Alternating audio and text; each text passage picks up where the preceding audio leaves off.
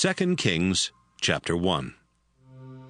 Soon after King Ahab of Israel died, the country of Moab rebelled against his son King Ahaziah. One day Ahaziah fell through the wooden slats around the porch on the flat roof of his palace in Samaria, and he was badly injured. So he sent some messengers to the town of Ekron with orders to ask the god Beelzebub if he would get well. About the same time, an angel from the Lord sent Elijah the prophet from Tishbe to say to the king's messengers, Ahaziah has rejected Israel's own God by sending you to ask Beelzebub about his injury. Tell him that because he has done this, he's on his deathbed. And Elijah did what he was told. When the messengers returned to Ahaziah, he asked, "Why are you back so soon?" "A man met us along the road with a message for you from the Lord." They answered. "The Lord wants to know why you sent us to ask Beelzebub about your injury, and why you don't believe there's a God in Israel. The man also told us that the Lord says you're going to die." What did the man look like? Ahaziah asked. "He was hairy and had a leather belt around his waist." They answered. It must be Elijah, replied Ahaziah. So at once he sent an army officer and 50 soldiers to meet Elijah. Elijah was sitting on top of a hill at the time. The officer went up to him and said, "Man of God, the king orders you to come down and talk with him." "If I am a man of God," Elijah answered, "God will send down fire on you and your 50 soldiers." Fire immediately came down from heaven and burned up the officer and his men. Ahaziah sent another officer and 50 more soldiers to Elijah. The officer said, "Man of God, the king orders you to come see him right now." "If I am a man of God," Elijah answered, "fire will destroy you and your 50 soldiers." And God sent down fire from heaven on the officer and his men. Ahaziah sent a third army officer and 50 more soldiers. This officer went up to Elijah. Then he got down on his knees and begged, "Man of God, please be kind to me and these 50 servants of yours. Let us live. Fire has already wiped out the other officers and their soldiers. Please don't let it happen to me." The angel from the Lord said to Elijah, Go with him, and don't be afraid. So Elijah got up and went with the officer. When Elijah arrived, he told Ahaziah, "The Lord wants to know why you sent messengers to Ekron to ask Beelzebub about your injury. Don't you believe there's a God in Israel? Ahaziah, because you did that, the Lord says you will die." Ahaziah died just as the Lord had said. But since Ahaziah had no sons, Joram his brother then became king.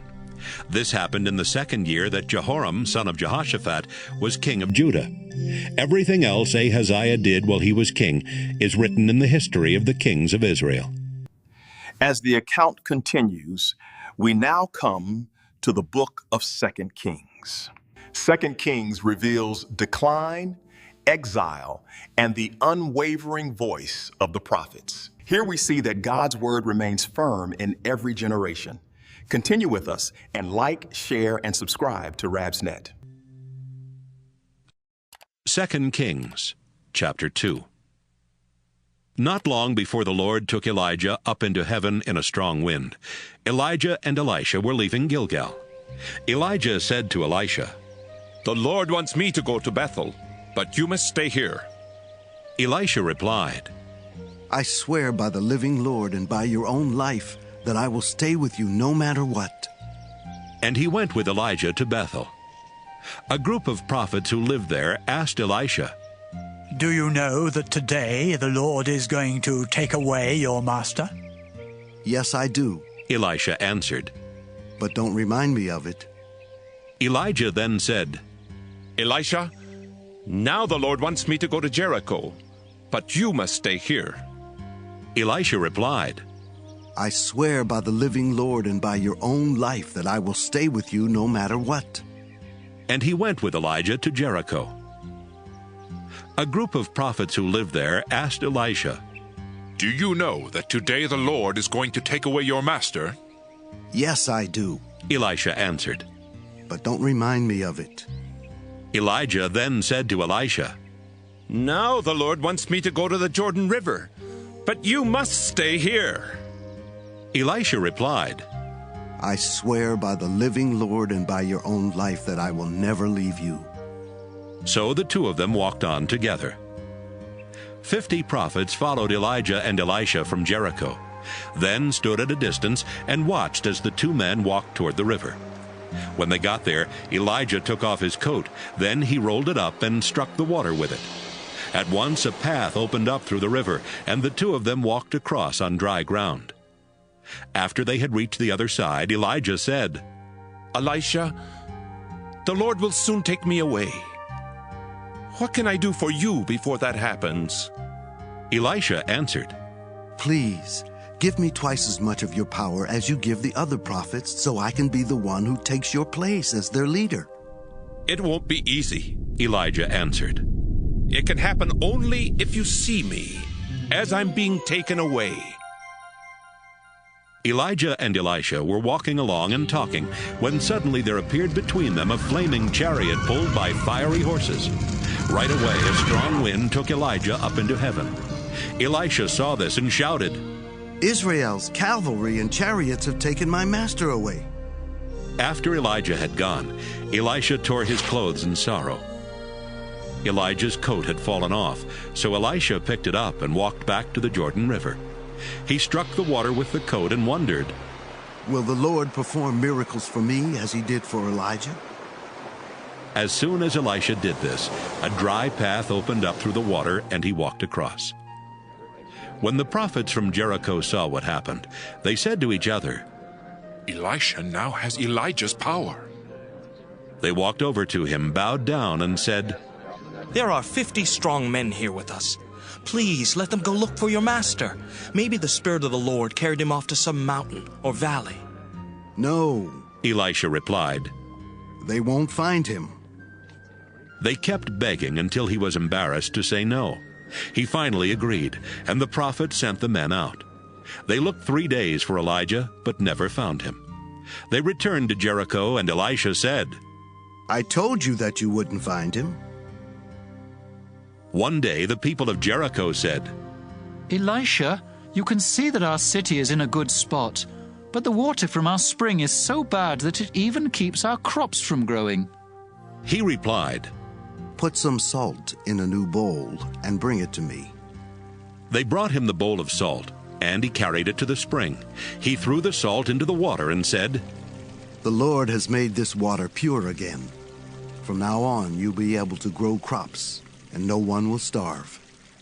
The water has been fine ever since, just as Elisha said. Elisha left and headed toward Bethel. Along the way, some boys started making fun of him by shouting, Go away, Baldy! Get out of here! Elisha turned around and stared at the boys. Then he cursed them in the name of the Lord. Right away, 2 bears ran out of the woods and ripped to pieces 42 of the boys. Elisha went up to Mount Carmel, then returned to Samaria. 2 Kings, chapter 3. Joram son of Ahab became king of Israel in Jehoshaphat's 18th year as king of Judah. Joram ruled 12 years from Samaria and disobeyed the Lord by doing wrong.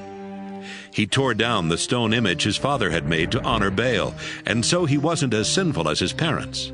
But he kept doing the sinful things that Jeroboam son of Nebat had led Israel to do.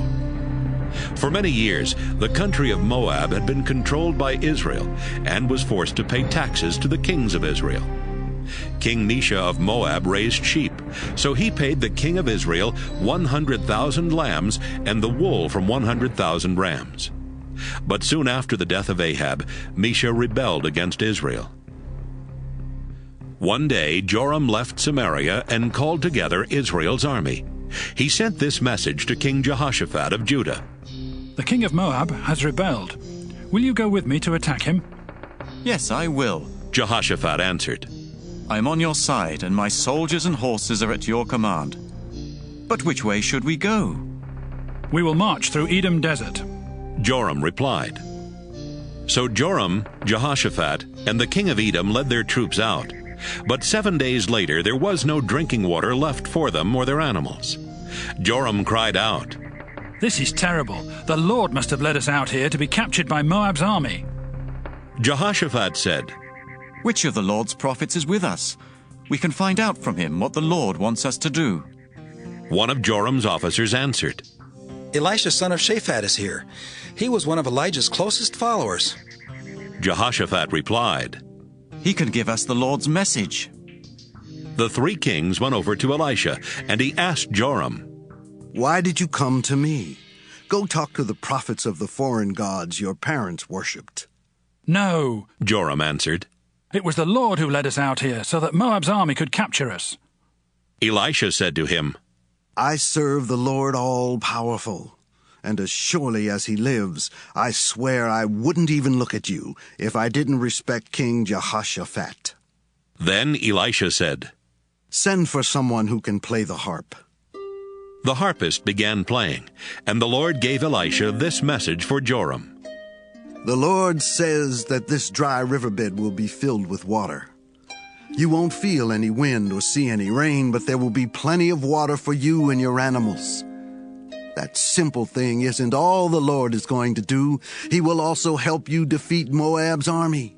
You will capture all their walled cities and important towns. You will chop down every good tree and stop up every spring of water, then ruin their fertile fields by covering them with rocks." The next morning, while the sacrifice was being offered, water suddenly started flowing from the direction of Edom, and it flooded the land. Meanwhile, the people of Moab had heard that the 3 kings were coming to attack them. They had called together all of their fighting men, from the youngest to the oldest, and these troops were now standing at their border ready for battle. When they got up that morning, the sun was shining across the water, making it look red.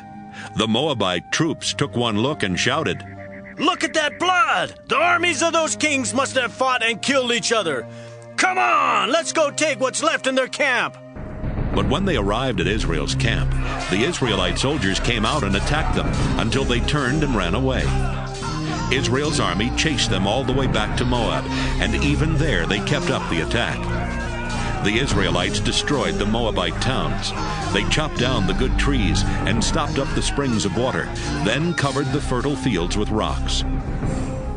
Finally, the only city left standing was Kir-Hareseth. But soldiers armed with slings surrounded and attacked it. King Mesha of Moab saw that he was about to be defeated. So he took along 700 soldiers with swords and tried to break through the front line where the Edomite troops were positioned. But he failed. He then grabbed his oldest son, who was to be the next king, and sacrificed him as an offering on the city wall. The Israelite troops were so horrified that they left the city and went back home. 2 Kings, chapter 4. One day the widow of one of the Lord's prophets said to Elisha, "You know that before my husband died, he was a follower of yours and a worshipper of the Lord. But he owed a man some money, and now that man is on his way to take my 2 sons as his slaves." "Maybe there's something I can do to help," Elisha said. "What do you have in your house?" "Sir, I have nothing but a small bottle of olive oil." Elisha told her, "Ask your neighbors for their empty jars, and after you've borrowed as many as you can, go home and shut the door behind you and your sons. Then begin filling the jars with oil, and set each one aside as you fill it." The woman left.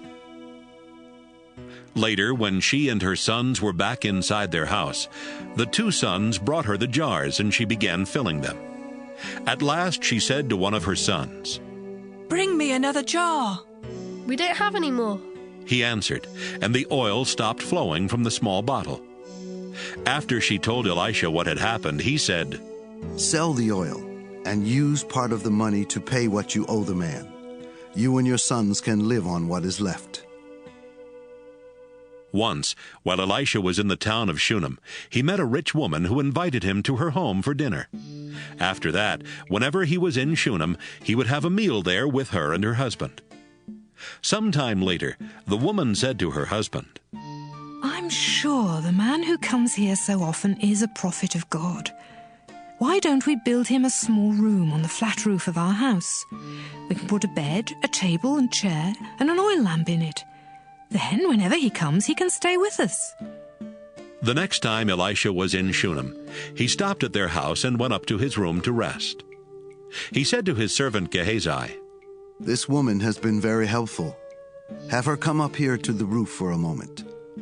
She came, and Elisha told Gehazi to say to her, You've gone to a lot of trouble for us, and we want to help you.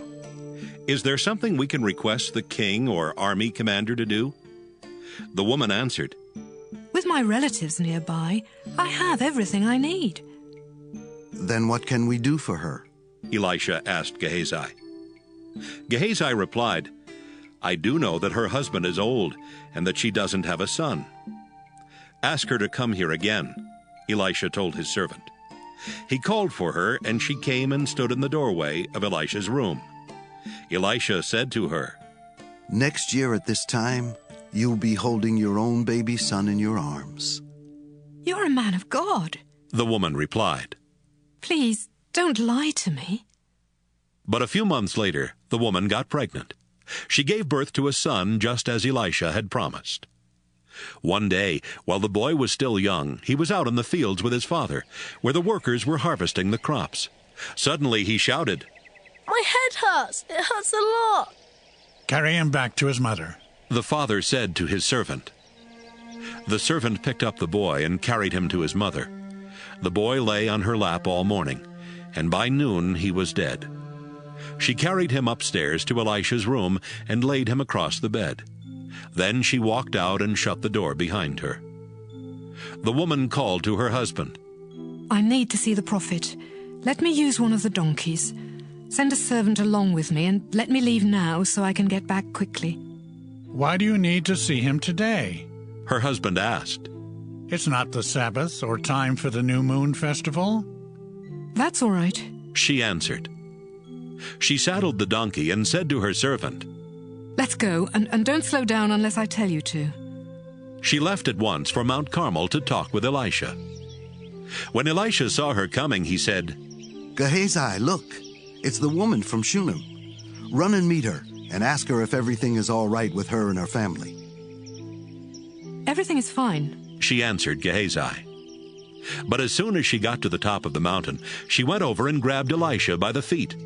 Gehazi started toward her to push her away when Elisha said, Leave her alone. Don't you see how sad she is? But the Lord hasn't told me why. The woman said, Sir, I begged you not to get my hopes up, and I didn't even ask you for a son.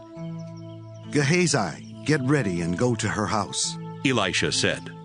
Take along my walking stick, and when you get there, lay it on the boy's face.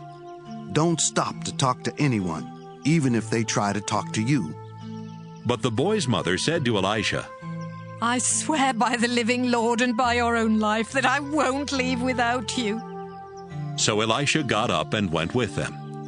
Gehazi ran on ahead and laid Elisha's walking stick on the boy's face, but the boy didn't move or make a sound. Gehazi ran back to Elisha and said, The boy didn't wake up. Elisha arrived at the woman's house and went straight to his room, where he saw the boy's body on his bed. He walked in, shut the door, and prayed to the Lord.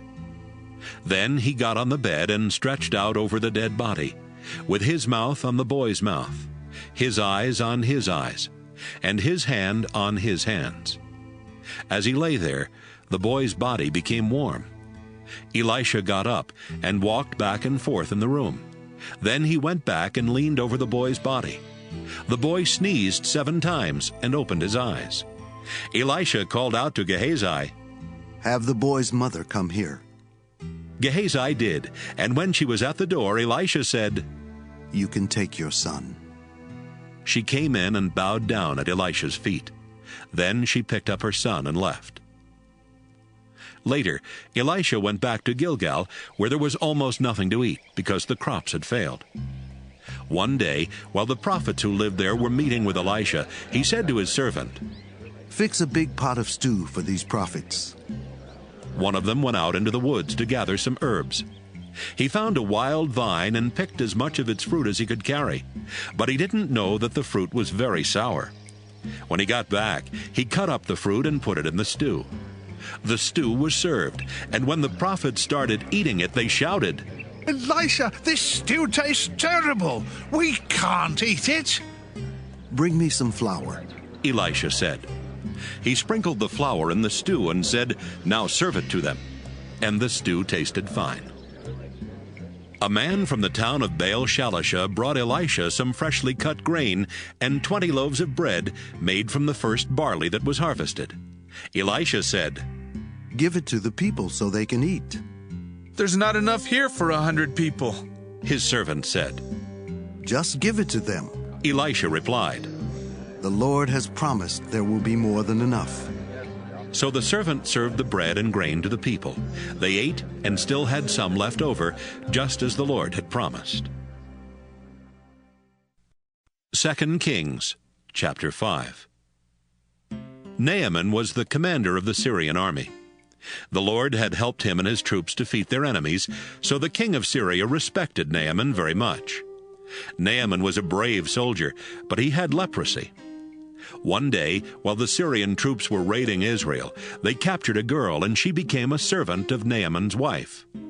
Sometime later, the girl said, "If your husband Naaman would go to the prophet in Samaria, he would be cured of his leprosy." When Naaman told the king what the girl had said, the king replied, "Go ahead. I will give you a letter to take to the king of Israel." Naaman left and took along 750 pounds of silver, 150 pounds of gold, and 10 new outfits. He also carried the letter to the king of Israel. It said, "I am sending my servant Naaman to you. Would you cure him of his leprosy?" When the king of Israel read the letter, he tore his clothes in fear and shouted, "That Syrian king believes I can cure this man of leprosy. Does he think I'm God with power over life and death? He must be trying to pick a fight with me." As soon as Elisha the prophet heard what had happened, he sent the Israelite king this message, "Why are you so afraid? Send the man to me, so that he will know there is a prophet in Israel." Naaman left with his horses and chariots and stopped at the door of Elisha's house. Elisha sent someone outside to say to him, "Go wash 7 times in the Jordan River. Then you will be completely cured." But Naaman stormed off, grumbling, "Why couldn't he come out and talk to me? I thought for sure he would stand in front of me and pray to the Lord his God, then wave his hand over my skin and cure me. What about the Abana River or the Pharpar River? Those rivers in Damascus are just as good as any river in Israel. I could have washed in them and been cured." His servants went over to him and said, "Sir, if the prophet had told you to do something difficult, you would have done it. So why don't you do what he said? Go wash and be cured." Naaman walked down to the Jordan. He waded out into the water and stooped down in it 7 times, just as Elisha had told him. Right away he was cured, and his skin became as smooth as a child's. Naaman and his officials went back to Elisha. Naaman stood in front of him and announced, "Now I know that the God of Israel is the only God in the whole world. Sir, would you please accept a gift from me?" "I am a servant of the living Lord," Elisha answered, "and I swear that I will not take anything from you." Naaman kept begging, but Elisha kept refusing. Finally, Naaman said, "If you won't accept a gift, then please let me take home as much soil as 2 mules can pull in a wagon. Sir, from now on I will offer sacrifices only to the Lord. But I pray that the Lord will forgive me when I go into the temple of the god Rimmon and bow down there with the king of Syria." "Go on home, and don't worry about that," Elisha replied. Then Naaman left. After Naaman had gone only a short distance, Gehazi said to himself, "Elisha let that Syrian off too easy. He should have taken Naaman's gift.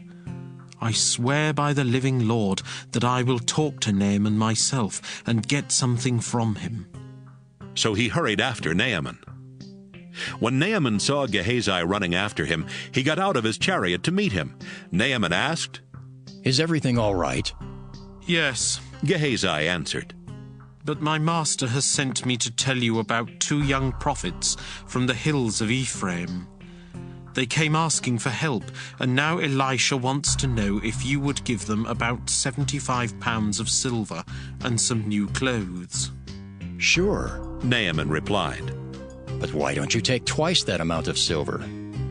He convinced Gehazi to take it all, then put the silver in 2 bags. He handed the bags and the clothes to his 2 servants, and they carried them for Gehazi. When they reached the hill where Gehazi lived, he took the bags from the servants and placed them in his house, then sent the men away.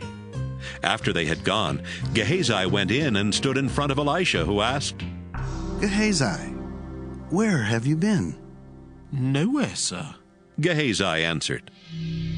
Elisha asked, "Don't you know that my spirit was there when Naaman got out of his chariot to talk with you? Gehazi, you have no right to accept money or clothes, olive orchards, a vineyard, sheep or cattle or servants. Because of what you've done, Naaman's leprosy will now be on you and your descendants forever." Suddenly Gehazi's skin became white with leprosy, and he left. 2 Kings, chapter 6. One day the prophets said to Elisha, "The place where we meet with you is too small. Why don't we build a new meeting place near the Jordan River? Each of us could get some wood, then we could build it." "That's a good idea," Elisha replied. "Get started." "Aren't you going with us?" one of the prophets asked. "Yes, I'll go," Elisha answered, and he left with them. They went to the Jordan River and began chopping down trees. While one of the prophets was working, his axe head fell off and dropped into the water. "Oh!" he shouted. "Sir, I borrowed this axe." "Where did it fall in?" Elisha asked. The prophet pointed to the place, and Elisha cut a stick and threw it into the water at that spot. The axe head floated to the top of the water. "Now get it," Elisha told him, and the prophet reached in and grabbed it. Time after time, when the king of Syria was at war against the Israelites, he met with his officers and announced, "I've decided where we will set up camp." Each time, Elisha would send this warning to the king of Israel. "Don't go near there. That's where the Syrian troops have set up camp." So the king would warn the Israelite troops in that place to be on guard. The king of Syria was furious when he found out what was happening. He called in his officers and asked, "Which one of you has been telling the king of Israel our plans?" "None of us, your majesty," one of them answered. "It's an Israelite named Elisha. He's a prophet, so he can tell his king everything, even what you say in your own room." "Find out where he is," the king ordered. "I'll send soldiers to bring him here." They learned that Elisha was in the town of Dothan and reported it to the king. He ordered his best troops to go there with horses and chariots. They marched out during the night and surrounded the town. When Elisha's servant got up the next morning, he saw that Syrian troops had the town surrounded. "Sir, what are we going to do?" he asked. "Don't be afraid," Elisha answered. "There are more troops on our side than on theirs." Then he prayed, "Lord, please help him to see." And the Lord let the servant see that the hill was covered with fiery horses and flaming chariots all around Elisha. As the Syrian army came closer, Elisha prayed, "Lord, make these soldiers blind." And the Lord blinded them with a bright light. Elisha told the enemy troops, "You've taken the wrong road and are in the wrong town. Follow me. I'll lead you to the man you're looking for." Elisha led them straight to the capital city of Samaria. When all the soldiers were inside the city, Elisha prayed, "Lord, now let them see again." The Lord let them see that they were standing in the middle of Samaria. The king of Israel saw them and asked Elisha, "Should I kill them, sir?" No, Elisha answered. You didn't capture these troops in battle, so you have no right to kill them. Instead, give them something to eat and drink, and let them return to their leader. The king ordered a huge meal to be prepared for Syria's army, and when they finished eating, he let them go. For a while, the Syrian troops stopped invading Israel's territory. Sometime later, King Ben-Hadad of Syria called his entire army together. Then they marched to Samaria and attacked. They kept up the attack until there was nothing to eat in the city. In fact, a donkey's head cost about 2 pounds of silver, and a small bowl of pigeon droppings cost about 2 ounces of silver. One day, as the king of Israel was walking along the top of the city wall, a woman shouted to him, "Please, Your Majesty, help me." "Let the Lord help you," the king said. "Do you think I have grain or wine to give you?" Then he asked, "What's the matter anyway?" The woman answered, "Another woman and I were so hungry that we agreed to eat our sons. She said if we ate my son one day, we could eat hers the next day. So yesterday we cooked my son and ate him. But today, when I went to her house to eat her son, she had hidden him." The king tore off his clothes in sorrow, and since he was on top of the city wall, the people saw that he was wearing sackcloth underneath. He said, "I pray that God will punish me terribly if Elisha's head is still on his shoulders by this time tomorrow." Then he sent a messenger to Elisha. Elisha was home at the time, and the important leaders of Israel were meeting with him. Even before the king's messenger arrived, Elisha told the leaders, "That murderer is sending someone to cut off my head. When you see him coming, shut the door and don't let him in. I'm sure the king himself will be right behind him." Before Elisha finished talking, the messenger came up and said, "The Lord has made all these terrible things happen to us. Why should I think he will help us now?" 2 Kings, chapter 7. Elisha answered, "I have a message for you.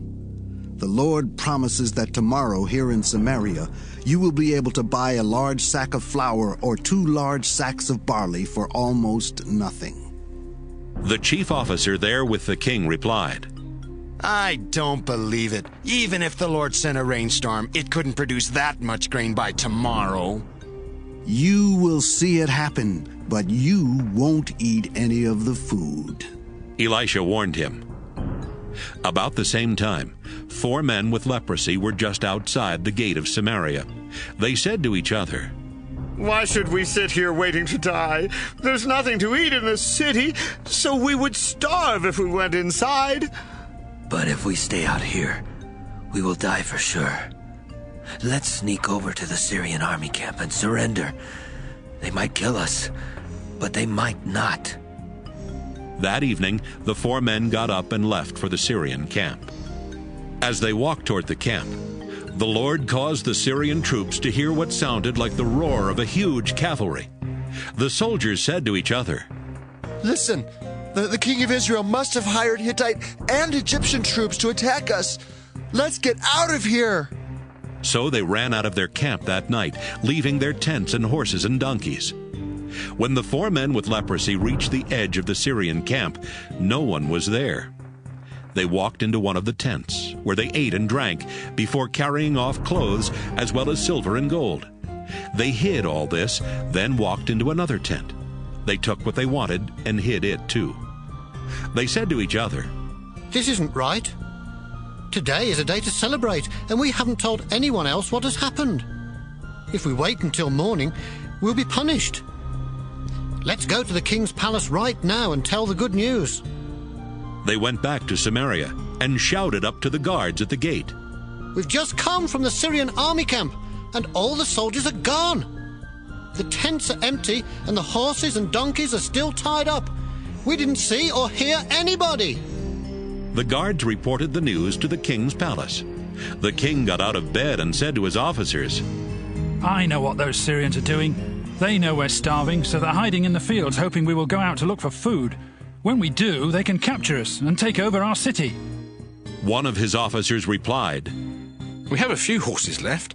Why don't we let some men take 5 of them and go down to the Syrian camp and see what's happening? We're going to die anyway, like those who have already died.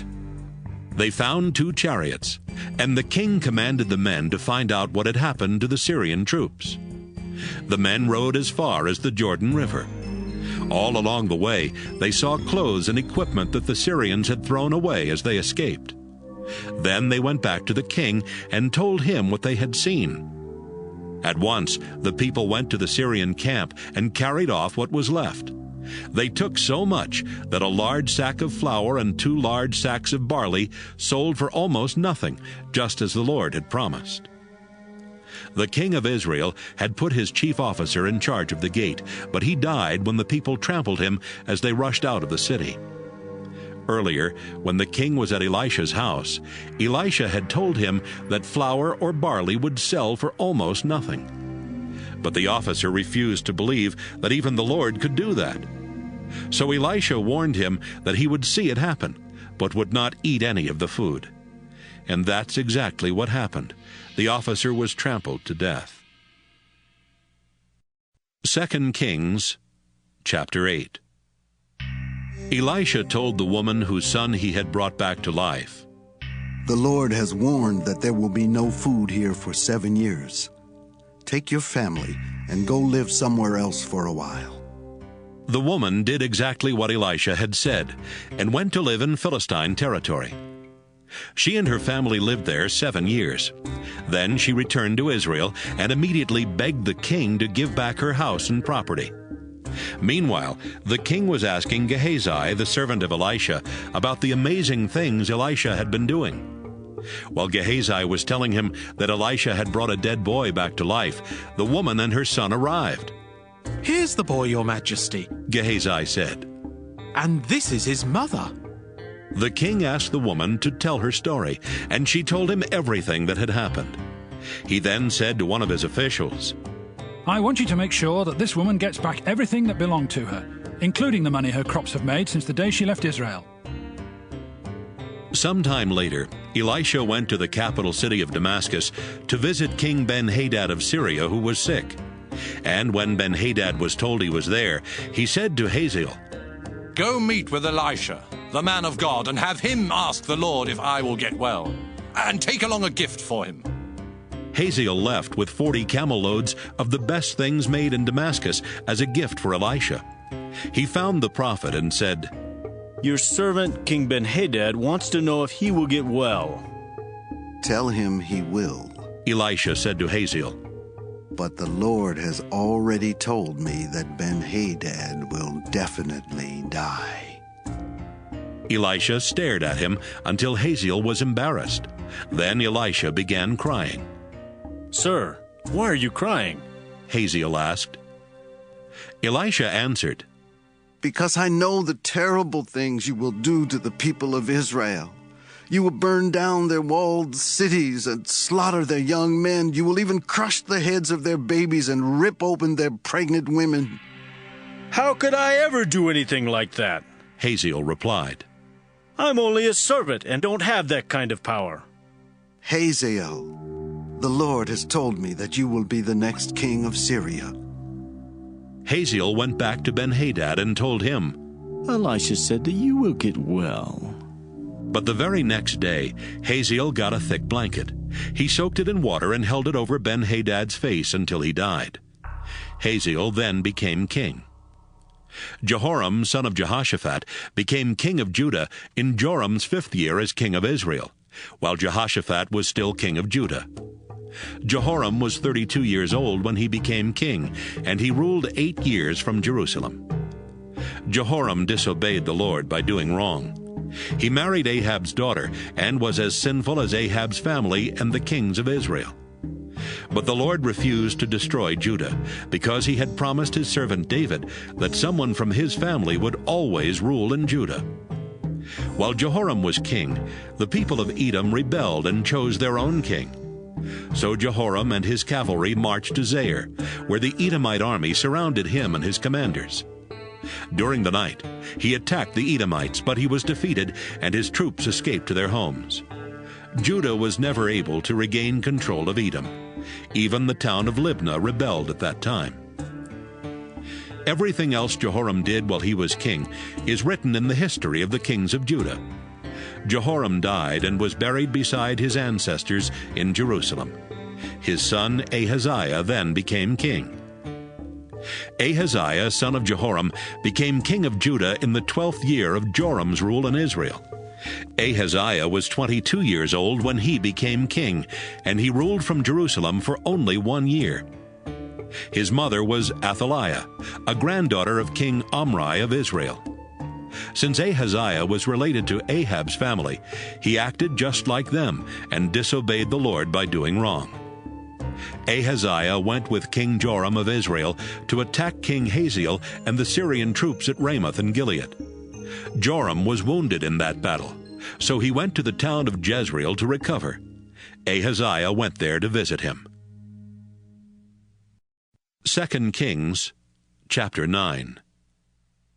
One day, Elisha called for one of the other prophets and said, "Take this bottle of olive oil and get ready to go to the town of Ramoth in Gilead. When you get there, find Jehu, son of Jehoshaphat and grandson of Nimshi. Take him to a place where the two of you can be alone. Then pour olive oil on his head to show that he is the new king. Say to him, 'The Lord has chosen you to be king of Israel.' Then leave quickly. Don't wait around for anything." The young prophet left for Ramoth. When he arrived, the army officers were meeting together. "Sir, I have a message for you," he said. "For which one of us?" Jehu asked. "You, sir," the prophet answered. So Jehu got up and went inside. The prophet poured olive oil on Jehu's head and told him, "The Lord God of Israel has this message for you. I am the Lord, and I have chosen you to be king of my people Israel. I want you to wipe out the family of Ahab, so Jezebel will be punished for killing the prophets and my other servants. Every man and boy in Ahab's family must die, whether slave or free. His whole family must be destroyed, just like the families of Jeroboam, son of Nebat, and Baasha, son of Ahijah. As for Jezebel, her body will be eaten by dogs in the town of Jezreel. There won't be enough left of her to bury." Then the young prophet opened the door and ran out. Jehu went back to his officers, and one of them asked, "What did that crazy prophet want? Is everything all right?" "You know him and how he talks," Jehu answered. "No, we don't. What did he say?" they asked. "He had a message from the Lord," Jehu replied. "He said that the Lord has chosen me to be the next king of Israel." They quickly grabbed their coats and spread them out on the steps where Jehu was standing. Someone blew a trumpet, and everyone shouted, "Jehu is king!" King Joram of Israel had been badly wounded in the battle at Ramoth, trying to defend it against King Hazael and the Syrian army. Joram was now recovering in Jezreel, and King Ahaziah of Judah was there visiting him. Meanwhile, Jehu was in Ramoth, making plans to kill Joram. He said to his officers, "If you want me to be king, then don't let anyone leave this town. They might go to Jezreel and tell Joram." Then Jehu got in his chariot and rode to Jezreel. When the guard in the watchtower at Jezreel saw Jehu and his men riding up, he shouted to the king, "I see a bunch of men coming this way." Joram ordered, "Send someone out to ask them if this is a friendly visit." One of the soldiers rode out and said to Jehu, "King Joram wants to know if this is a friendly visit." "What's it to you?" Jehu asked. "Just stay behind me with the rest of my troops." About the same time, the guard in the watchtower said, "Your Majesty, the rider got there, but he isn't coming back." So Joram sent out another rider who rode up to Jehu and said, "The king wants to know if this is a friendly visit." "What's it to you?" Jehu asked. "Just get behind me with the rest of my troops." The guard in the watchtower said, "Your Majesty, the rider got there, but he isn't coming back either. Wait a minute. That one man is a reckless chariot driver. It must be Jehu." Joram commanded, get my chariot ready. Then he and Ahaziah got in their chariots and rode out to meet Jehu. They all met on the land that had belonged to Naboth. Joram asked, Jehu, is this a peaceful visit? How can there be peace? Jehu asked. Your mother, Jezebel, has caused everyone to worship idols and practice witchcraft. Ahaziah, let's get out of here. Joram yelled. It's a trap. As Joram tried to escape, Jehu shot an arrow. It hit Joram between his shoulders. Then it went through his heart and came out his chest. He fell over dead in his chariot. Jehu commanded his assistant Bidkar, Get Joram's body and throw it in the field that Naboth once owned. Do you remember when you and I used to ride side by side behind Joram's father Ahab? It was then that the Lord swore to Ahab that he would be punished in the same field where he had killed Naboth and his sons. So throw Joram's body there, just as the Lord said. Ahaziah saw all of this happen and tried to escape to the town of Beth-Hagan, but Jehu caught up with him and shouted, Kill him too! So his troops shot Ahaziah with an arrow while he was on the road to Gur near Ibleam. He went as far as Megiddo, where he died. Ahaziah's officers put his body in a chariot and took it back to Jerusalem, where they buried him beside his ancestors. Ahaziah had become king of Judah in the 11th year of the rule of Ahab's son Joram. Jehu headed toward Jezreel, and when Jezebel heard he was coming, she put on eyeshadow and brushed her hair. Then she stood at the window, waiting for him to arrive. As he walked through the city gate, she shouted down to him, Why did you come here, you murderer? To kill the king? You're no better than Zimri. He looked up toward the window and asked, Is anyone up there on my side? A few palace workers stuck their heads out of a window, and Jehu shouted, Throw her out the window! They threw her down, and her blood spattered on the walls and on the horses that trampled her body. Jehu left to get something to eat and drink. Then he told some workers, Even though she was evil, she was a king's daughter. So make sure she has a proper burial. But when they went out to bury her body, they found only her skull, her hands, and her feet. They reported this to Jehu, and he said, The Lord told Elijah the prophet that Jezebel's body would be eaten by dogs right here in Jezreel. And he warned that her bones would be spread all over the ground like manure, so that no one could tell who it was. 2 Kings, chapter 10. Ahab still had 70 descendants living in Samaria. So Jehu wrote a letter to each of the important leaders and officials of the town, and to those who supported Ahab. In the letters he wrote, Your town is strong, and you're protected by chariots and an armed cavalry.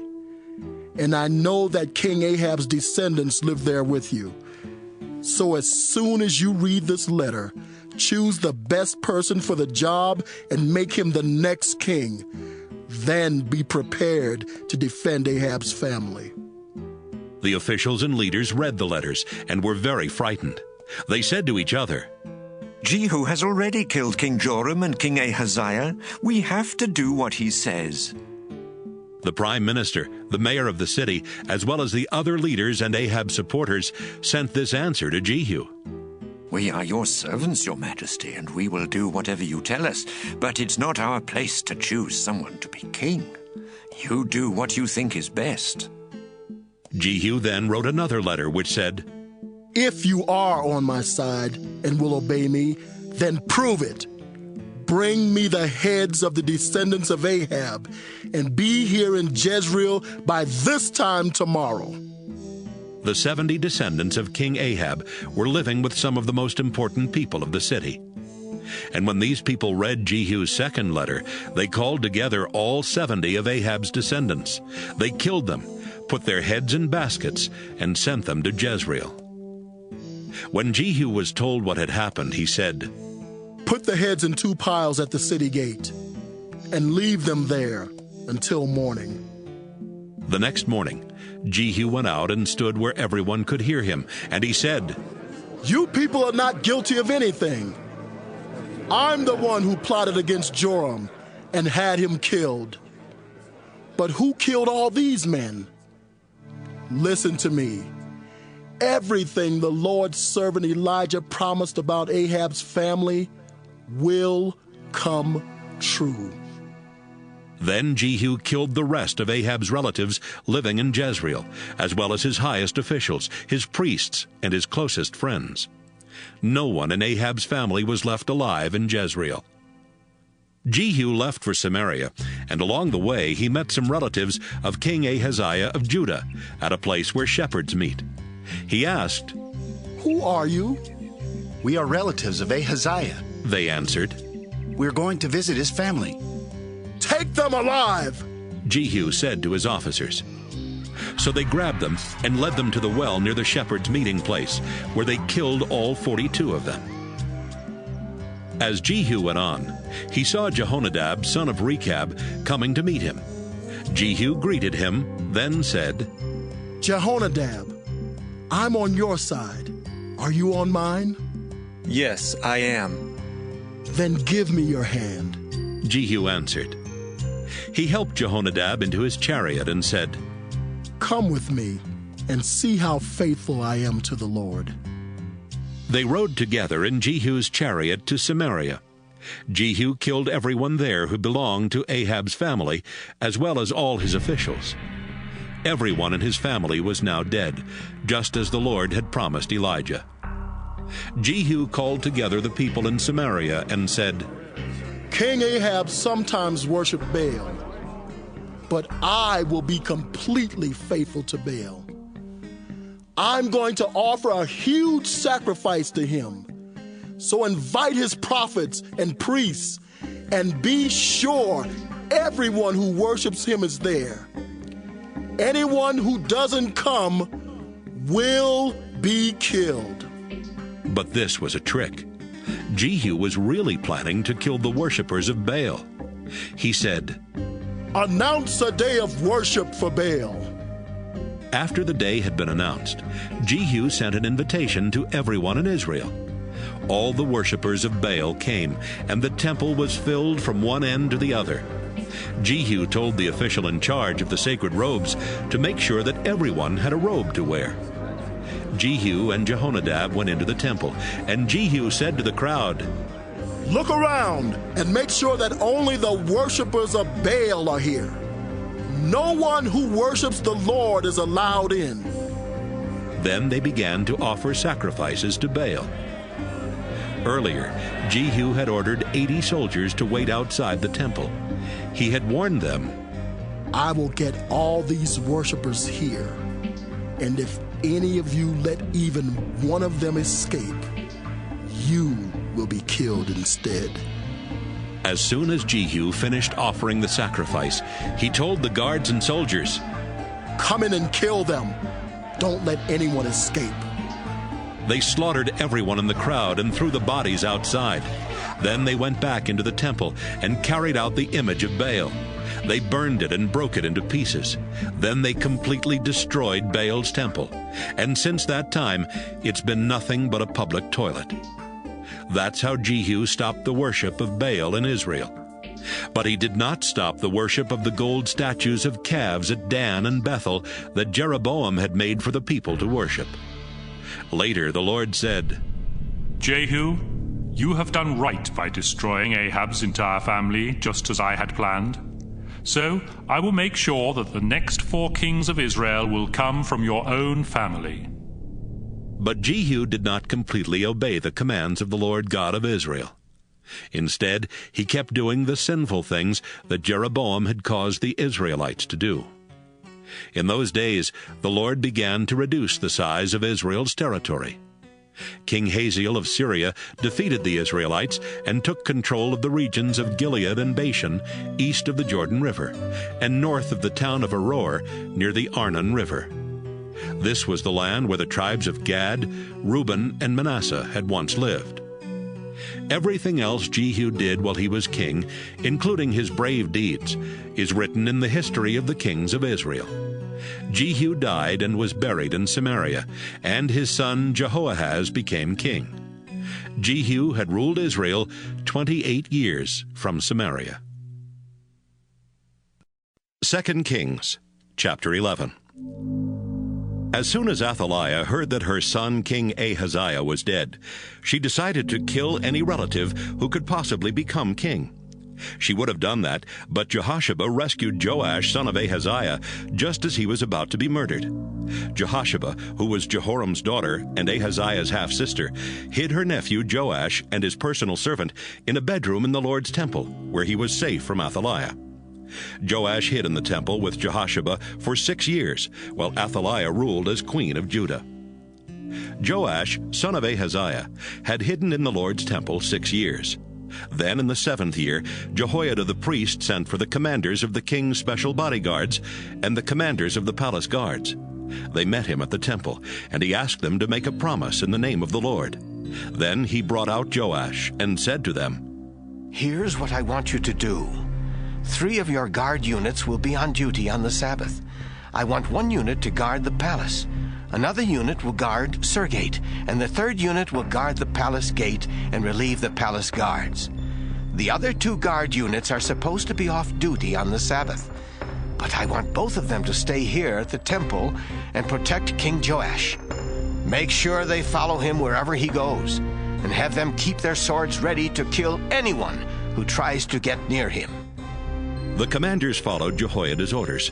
Each one called together his guards, those coming on duty and those going off duty. Jehoiada brought out the swords and shields that had belonged to King David and gave them to the commanders. Then they gave the weapons to their guards, who took their positions around the temple and the altar to protect Joash on every side.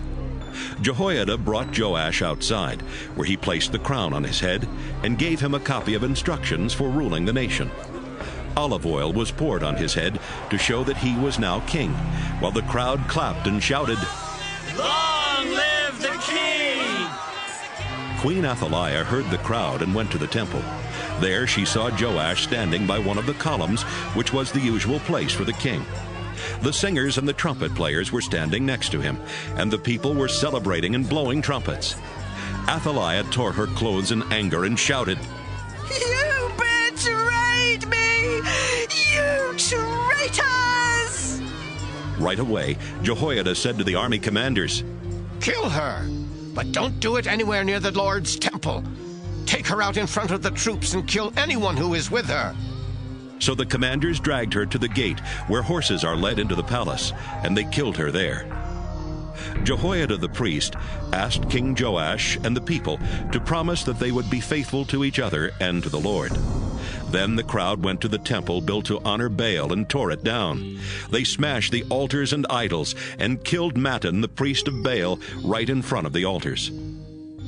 After Jehoiada had placed guards around the Lord's temple, he called together all the commanders, the king's special bodyguards, the palace guards, and the people. They led Joash from the temple through the guards' gate and into the palace. He took his place on the throne and became king of Judah. Everyone celebrated because Athaliah had been killed and Jerusalem was peaceful again. Joash was only 7 years old when this happened. 2 Kings chapter 12. Joash became king of Judah in Jehu's 7th year as king of Israel, and he ruled 40 years from Jerusalem. His mother Zibiah was from the town of Beersheba. Jehoiada the priest taught Joash what was right, and so for the rest of his life Joash obeyed the Lord. But even Joash did not destroy the local shrines, and they were still used as places for offering sacrifices. One day Joash said to the priests, "Collect all the money that has been given to the Lord's temple, whether from taxes or gifts, and use it to repair the temple. You priests can contribute your own money too." But the priests never started repairing the temple. So in the 23rd year of his rule, Joash called for Jehoiada and the other priests and said, "Why aren't you using the money to repair the temple? Don't take any more money for yourselves. It is only to be used to pay for the repairs." The priests agreed that they would not collect any more money or be in charge of the temple repairs. Jehoiada found a wooden box. He cut a hole in the top of it and set it on the right side of the altar where people went into the temple. Whenever someone gave money to the temple, the priests guarding the entrance would put it into this box. When the box was full of money, the king's secretary and the chief priest would count the money and put it in bags. Then they would give it to the men supervising the repairs to the temple. Some of the money was used to pay the builders, the woodworkers, the stonecutters, and the men who built the walls. And some was used to buy wood and stone, and to pay any other costs for repairing the temple. While the repairs were being made, the money that was given to the temple was not used to make silver bowls, lamp snuffers, small sprinkling bowls, trumpets, or anything gold or silver for the temple. It went only to pay for repairs. The men in charge were honest, so no one had to keep track of the money. The fines that had to be paid, along with the sacrifices to make things right and the sacrifices for sin, did not go to the temple. This money belonged only to the priests. About the same time, King Hazael of Syria attacked the town of Gath and captured it. Next, he decided to attack Jerusalem. So Joash collected everything he and his ancestors, Jehoshaphat, Jehoram, and Ahaziah, had dedicated to the Lord, as well as the gold in the storage rooms in the temple and palace. He sent it all to Hazael as a gift, and when Hazael received it, he ordered his troops to leave Jerusalem. Everything else Joash did while he was king is written in the history of the kings of Judah. At the end of his rule, some of his officers rebelled against him. Jozabad, son of Shimeath, and Jehozabad, son of Shomer, murdered him in a building where the land was filled in on the east side of Jerusalem, near the road to Silla. Joash was buried beside his ancestors in Jerusalem, and his son Amaziah became king. 2 Kings, chapter 13. Jehoahaz, son of Jehu, became king of Israel in the 23rd year of Joash's rule in Judah. Jehoahaz ruled 17 years from Samaria and disobeyed the Lord by doing wrong. He never stopped following the example of Jeroboam, who had caused the Israelites to sin. The Lord was angry at the Israelites, so he let King Hazael of Syria and his son Ben-Hadad rule over them for a long time. Jehoahaz prayed to the Lord for help, and the Lord saw how terribly Hazael was treating the Israelites. He answered Jehoahaz by sending Israel a leader who rescued them from the Syrians, and the Israelites lived in peace as they had before. But Hazael had defeated Israel's army so badly that Jehoahaz had only 10 chariots, 50 cavalry troops, and 10,000 regular soldiers left in his army. The Israelites kept sinning and following the example of Jeroboam's family. They did not tear down the sacred poles that had been set up in Samaria for the worship of the goddess Asherah. Everything else Jehoahaz did while he was king, including his brave deeds, is written in the history of the kings of Israel. Jehoahaz died and was buried in Samaria, and his son Jehoash became king. Jehoash became king of Israel in the 37th year of Joash's rule in Judah, and he ruled 16 years from Samaria. He disobeyed the Lord by doing just like Jeroboam, who had caused the Israelites to sin. Everything else Jehoash did while he was king, including his war against King Amaziah of Judah, is written in the history of the kings of Israel. Jehoash died and was buried in Samaria beside the other Israelite kings. His son Jeroboam then became king. Sometime before the death of King Jehoash, Elisha the prophet was very sick and about to die. Jehoash went in and stood beside him crying. He said, "Master, what will Israel's chariots and cavalry be able to do without you?" "Grab a bow and some arrows," Elisha told him, "and hold them in your hand." Jehoash grabbed the bow and arrows and held them. Elisha placed his hand on the king's hand and said, "Open the window facing east." When it was open, Elisha shouted, "Now shoot." Jehoash shot an arrow, and Elisha said, "That arrow is a sign that the Lord will help you completely defeat the Syrian army at Aphek." Elisha said, "Pick up the arrows and hit the ground with them." Jehoash grabbed the arrows and hit the ground 3 times, then stopped. Elisha became angry at the king and exclaimed, "If you had struck it 5 or 6 times, you would completely wipe out the Syrians. Now you will defeat them only 3 times." Elisha died and was buried. Every year in the spring, Moab's leaders sent raiding parties into Israel. Once, while some Israelites were burying a man's body, they saw a group of Moabites. The Israelites quickly threw the body into Elisha's tomb and ran away.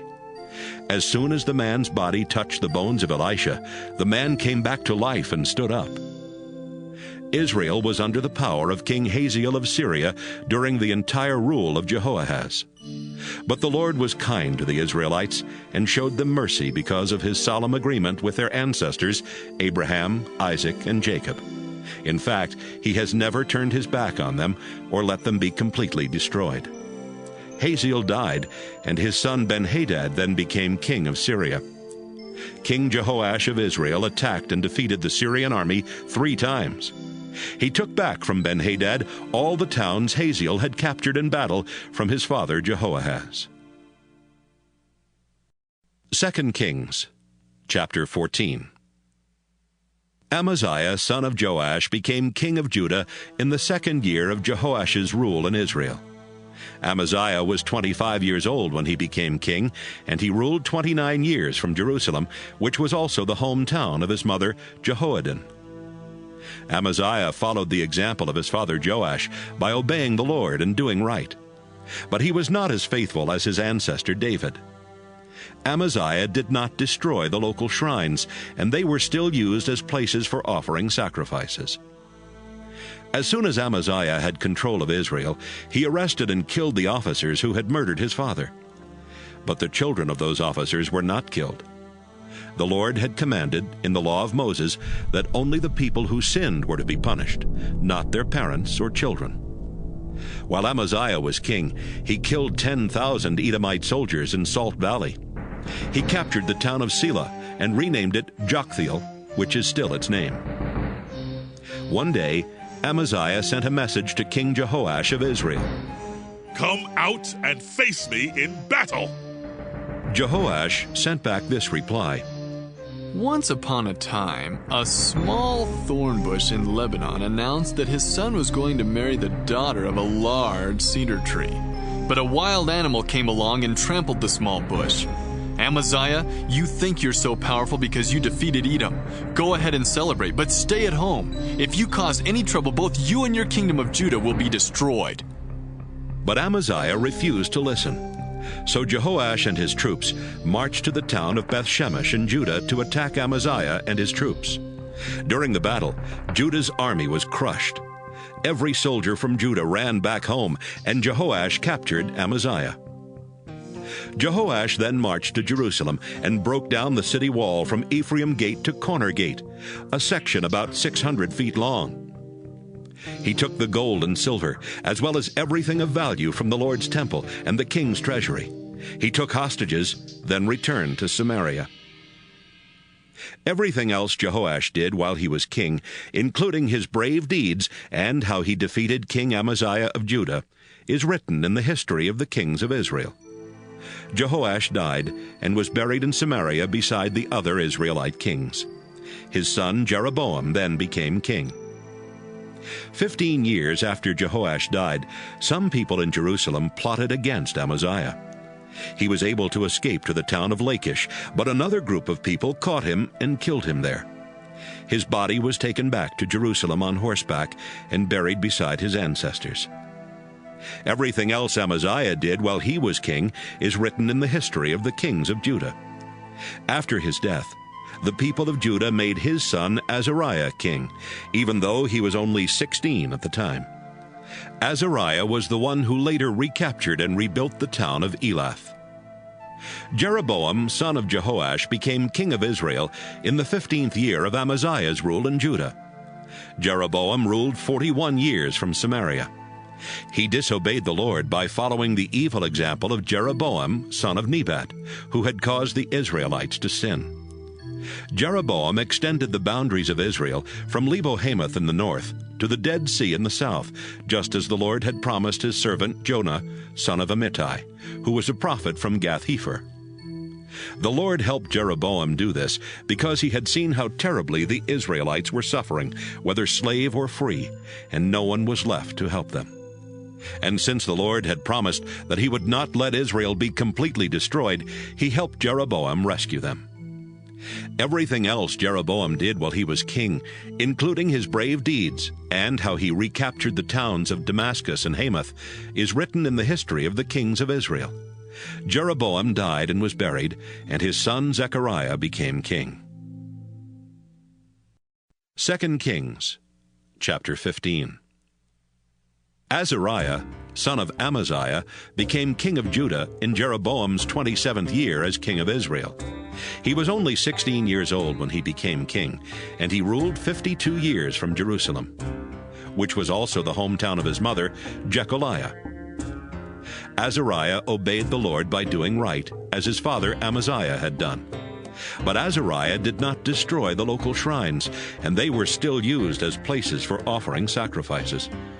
The Lord punished Azariah with leprosy for the rest of his life. He wasn't allowed to live in the royal palace, so his son Jotham lived there and ruled in his place.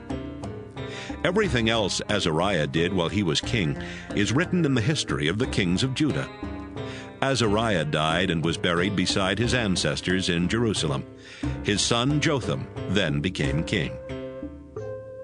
Zechariah, son of Jeroboam, became king of Israel in the 38th year of Azariah's rule in Judah, but he ruled only 6 months from Samaria.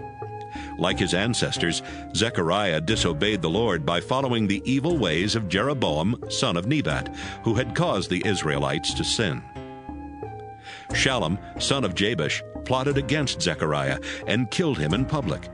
Shallum then became king. So the Lord had kept his promise to Jehu that the next 4 kings of Israel would come from his family. Everything else Zechariah did while he was king is written in the history of the kings of Israel. Shallum became king of Israel in the 39th year of Azariah's rule in Judah.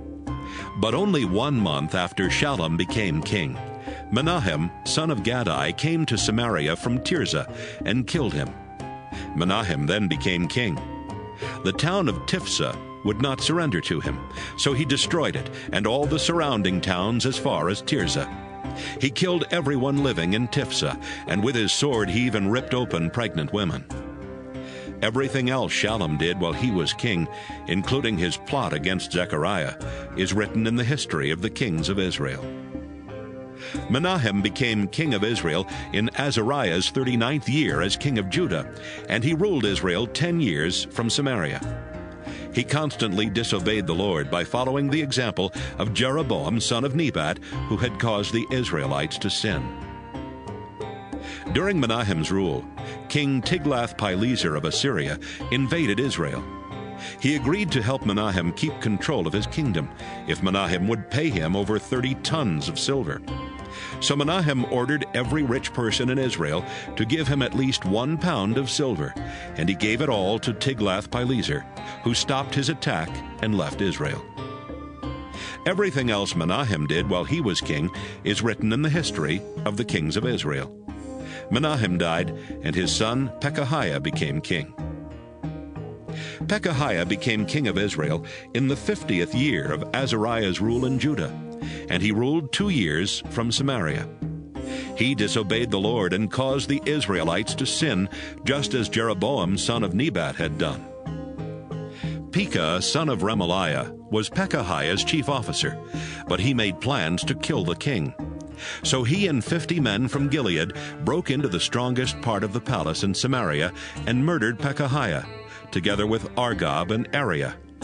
Pekah then became king. Everything else Pekahiah did while he was king is written in the history of the kings of Israel. Pekah, son of Remaliah, became king of Israel in Azariah's 52nd year as king of Judah, and he ruled 20 years from Samaria.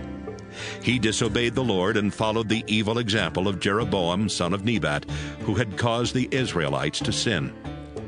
During Pekah's rule, King Tiglath-Pileser of Assyria marched into Israel. He captured the territories of Gilead and Galilee, including the towns of Ijon, Abel-Beth-Maachah, Genoa, Kedesh, and Hazor, as well as the entire territory of Naphtali. Then he took Israelites from those regions to Assyria as prisoners. In the 20th year of Jotham's rule in Judah, Hoshea, son of Elah, plotted against Pekah and murdered him. Hoshea then became king of Israel.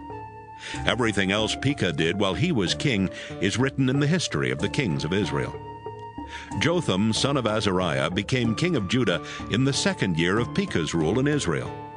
Jotham was 25 years old when he became king, and he ruled 16 years from Jerusalem. His mother, Jerusha, was the daughter of Zadok.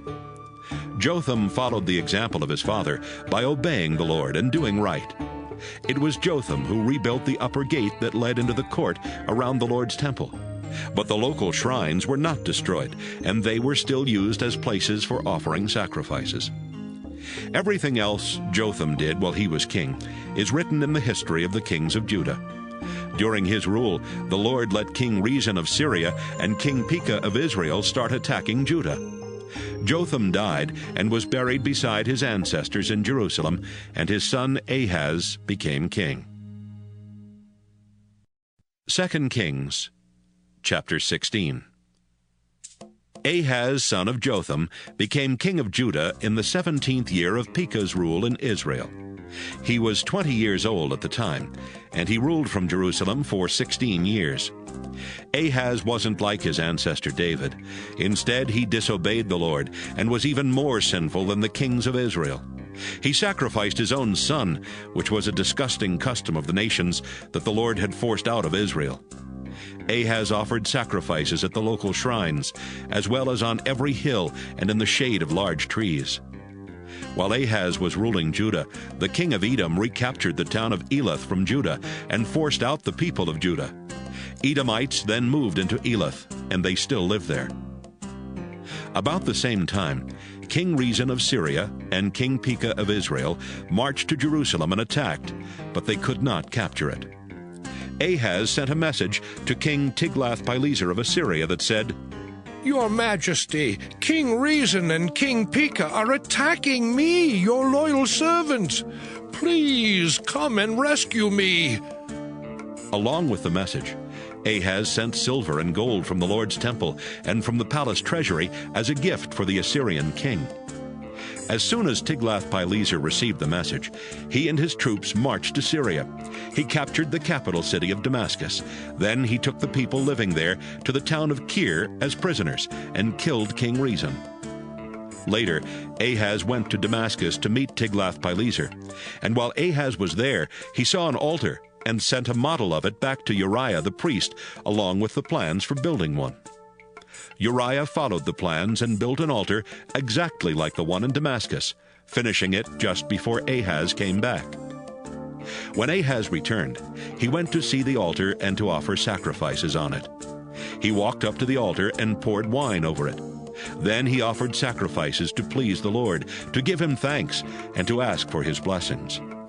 After that, he had the bronze altar moved aside, so his new altar would be right in front of the Lord's temple.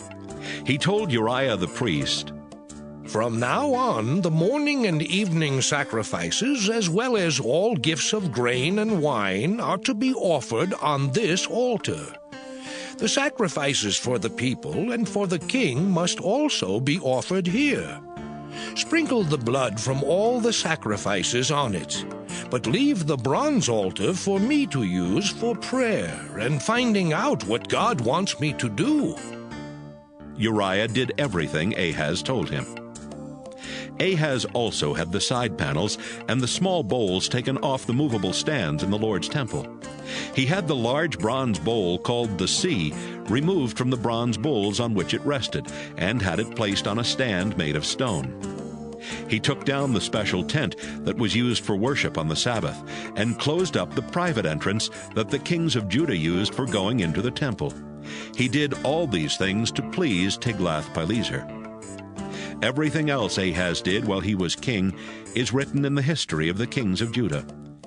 Ahaz died and was buried beside his ancestors in Jerusalem, and his son Hezekiah became king. 2 Kings, chapter 17. Hoshea, son of Elah, became king of Israel in the 12th year of Ahaz's rule in Judah, and he ruled 9 years from Samaria. Hoshea disobeyed the Lord and sinned, but not as much as the earlier Israelite kings had done. During Hoshea's rule, King Shalmaneser of Assyria invaded Israel. He took control of the country and made Hoshea pay taxes. But later, Hoshea refused to pay the taxes and asked King So of Egypt to help him rebel. When Shalmaneser found out, he arrested Hoshea and put him in prison. Shalmaneser invaded Israel and attacked the city of Samaria for 3 years before capturing it in the 9th year of Hoshea's rule. The Assyrian king took the Israelites away to Assyria as prisoners. He forced some of them to live in the town of Halah, others to live near the Habor River in the territory of Gozan, and still others to live in towns where the Median people lived. All of this happened because the people of Israel had sinned against the Lord their God, who had rescued them from Egypt, where they had been slaves. They worshipped foreign gods, followed the customs of the nations that the Lord had forced out of Israel, and were just as sinful as the Israelite kings. Even worse, the Israelites tried to hide their sins from the Lord their God. They built their own local shrines everywhere in Israel, from small towns to large walled cities. They also built stone images of foreign gods and set up sacred poles for the worship of Asherah on every hill and under every shady tree. They offered sacrifices at the shrines just as the foreign nations had done before the Lord forced them out of Israel. They did sinful things that made the Lord very angry. Even though the Lord had commanded the Israelites not to worship idols, they did it anyway. So the Lord made sure that every prophet warned Israel and Judah with these words: I, the Lord, command you to stop doing sinful things and start obeying my laws and teachings. I gave them to your ancestors, and I told my servants the prophets to repeat them to you. But the Israelites would not listen. They were as stubborn as their ancestors, who had refused to worship the Lord their God. They ignored the Lord's warnings and commands, and they rejected the solemn agreement he had made with their ancestors. They worshipped worthless idols and became worthless themselves. The Lord had told the Israelites not to do the things that the foreign nations around them were doing, but Israel became just like them. The people of Israel disobeyed all the commands of the Lord their God. They made 2 gold statues of calves and set up a sacred pole for Asherah. They also worshipped the stars and the god Baal. They used magic and witchcraft and even sacrificed their own children. The Israelites were determined to do whatever the Lord hated. The Lord became so furious with the people of Israel that he allowed them to be carried away as prisoners. Only the people living in Judah were left, but they also disobeyed the Lord's commands and acted like the Israelites. So the Lord turned his back on everyone in Israel and Judah and let them be punished and defeated until no one was left. Earlier, when the Lord took the northern tribes away from David's family, the people living in northern Israel chose Jeroboam, son of Nebat, as their king. Jeroboam caused the Israelites to sin and to stop worshiping the Lord.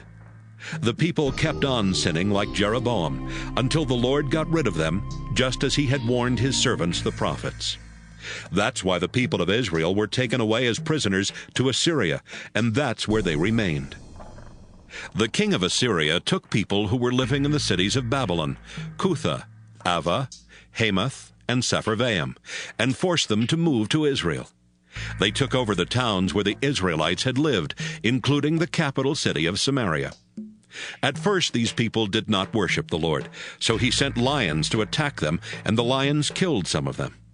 A messenger told the king of Assyria, The people you moved to Israel don't know how to worship the God of that country, so he sent lions that have attacked and killed some of them. The king replied, Get one of the Israelite priests we brought here and send him back to Israel. He can live there and teach them about the God of that country. One of the Israelite priests was chosen to go back to Israel. He lived in Bethel and taught the people how to worship the Lord.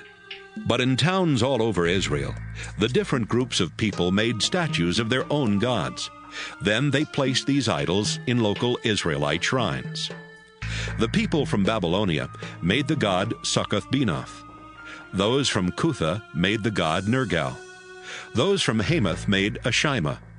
Those from Ava made Nibhaz and Tartak. And the people from Sepharvaim sacrificed their children to their own gods, Adramelech and Anamelech. They worshipped their own gods just as they had before they were taken away to Israel. They also worshipped the Lord, but they chose their own people to be priests at the shrines. Everyone followed their old customs. None of them worshipped only the Lord, and they refused to obey the laws and commands that the Lord had given to the descendants of Jacob, the man he named Israel. At the time when the Lord had made his solemn agreement with the people of Israel, he told them, "Do not worship any other gods. Do not bow down to them or offer them a sacrifice. Worship only me. I am the one who rescued you from Egypt with my mighty power. Bow down to me and offer sacrifices. Never worship any other god. Always obey my laws and teachings, and remember the solemn agreement between us. I will say it again. Do not worship any god except me. I am the Lord your God, and I will rescue you from all your enemies." But the people living in Israel ignored that command and kept on following their old customs. They did worship the Lord, but they also worshiped their own idols. Their descendants did the same thing. 2 Kings, chapter 18. Hezekiah, son of Ahaz, became king of Judah in the 3rd year of Hoshea's rule in Israel. Hezekiah was 25 years old when he became king, and he ruled 29 years from Jerusalem. His mother, Abi, was the daughter of Zechariah. Hezekiah obeyed the Lord, just as his ancestor David had done.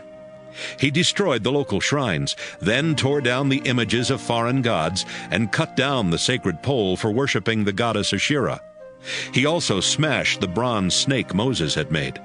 The people had named it Nehushtan, and had been offering sacrifices to it. Hezekiah trusted the Lord God of Israel.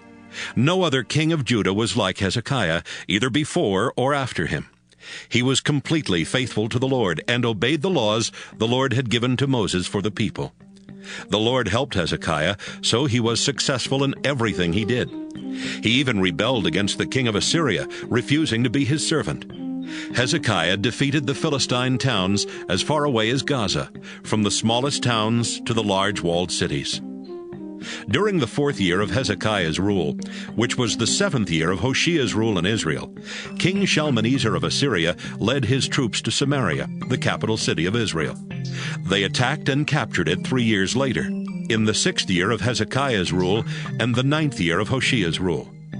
The king of Assyria took the Israelites away as prisoners. He forced some of them to live in the town of Halah, others to live near the Habor River in the territory of Gozan, and still others to live in towns where the Median people lived. All of that happened because the people of Israel had not obeyed the Lord their God. They rejected the solemn agreement he had made with them, and they ignored everything that the Lord's servant Moses had told them. In the 14th year of Hezekiah's rule in Judah, King Sennacherib of Assyria invaded the country and captured every walled city except Jerusalem. Hezekiah sent this message to Sennacherib, who was in the town of Lachish. "I know I am guilty of rebellion, but I will pay you whatever you want if you stop your attack." Sennacherib told Hezekiah to pay about 11 tons of silver and almost a ton of gold. So Hezekiah collected all the silver from the Lord's temple and the royal treasury. He even stripped the gold that he had used to cover the doors and doorposts in the temple. He gave it all to Sennacherib. The king of Assyria ordered his 3 highest military officers to leave Lachish and take a large army to Jerusalem. When they arrived, the officers stood on the road near the clothmakers' shops along the canal from the upper pool. They called out to Hezekiah, and 3 of his highest officials came out to meet them. One of them was Hilkiah's son Eliakim, who was the prime minister. The other 2 were Shebna, assistant to the prime minister, and Joah, son of Asaph, keeper of the government records. One of the Assyrian commanders told them, "I have a message for Hezekiah from the great king of Assyria. Ask Hezekiah why he feels so sure of himself. Does he think he can plan and win a war with nothing but words? Who is going to help him now that he has turned against the king of Assyria? Is he depending on Egypt and its king? That's the same as leaning on a broken stick, and it will go right through his hand. Is Hezekiah now depending on the Lord your God? Didn't Hezekiah tear down all except one of the Lord's altars and places of worship? Didn't he tell the people of Jerusalem and Judah to worship at that one place? The king of Assyria wants to make a bet with you people. He will give you 2,000 horses if you have enough troops to ride them. How could you even defeat our lowest-ranking officer when you have to depend on Egypt for chariots and cavalry?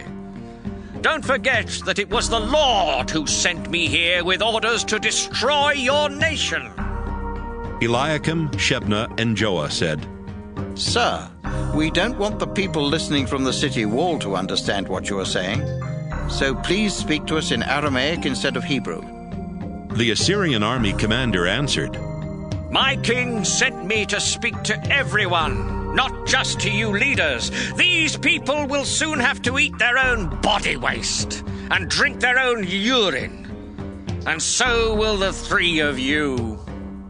Then, in a voice loud enough for everyone to hear, he shouted in Hebrew, "Listen to what the great king of Assyria says. Don't be fooled by Hezekiah. He can't save you. Don't trust him when he tells you that the Lord will protect you from the king of Assyria. Stop listening to Hezekiah. Pay attention to my king. Surrender to him. He will let you keep your own vineyards, fig trees, and cisterns for a while. Then he will come and take you away to a country just like yours, where you can plant vineyards, raise your own grain, and have plenty of olive oil and honey. Believe me, you won't starve there. Hezekiah claims the Lord will save you, but don't be fooled by him. Were any other gods able to defend their land against the king of Assyria? What happened to the gods of Hamath and Arpad? What about the gods of Sepharvaim, Henna, and Iva?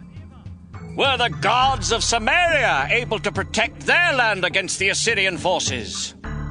None of these gods kept their people safe from the king of Assyria.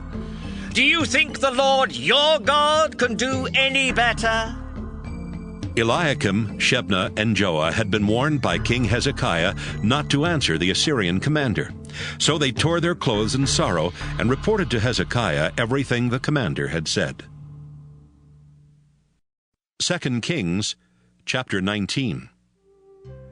As soon as Hezekiah heard the news, he tore off his clothes in sorrow and put on sackcloth. Then he went into the temple of the Lord. He told Prime Minister Eliakim, Assistant Prime Minister Shebna, and the senior priests to dress in sackcloth and tell the prophet Isaiah, "These are difficult and disgraceful times. Our nation is like a woman too weak to give birth when it's time for her baby to be born.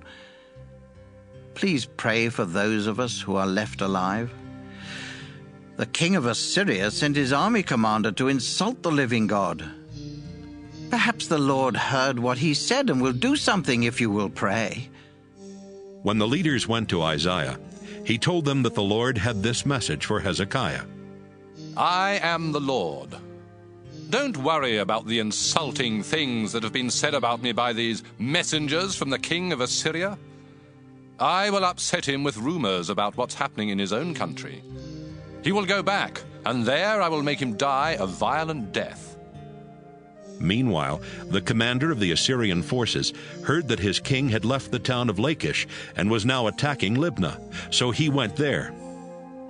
About this same time, the king of Assyria learned that King Tirhakah of Ethiopia was on his way to attack him.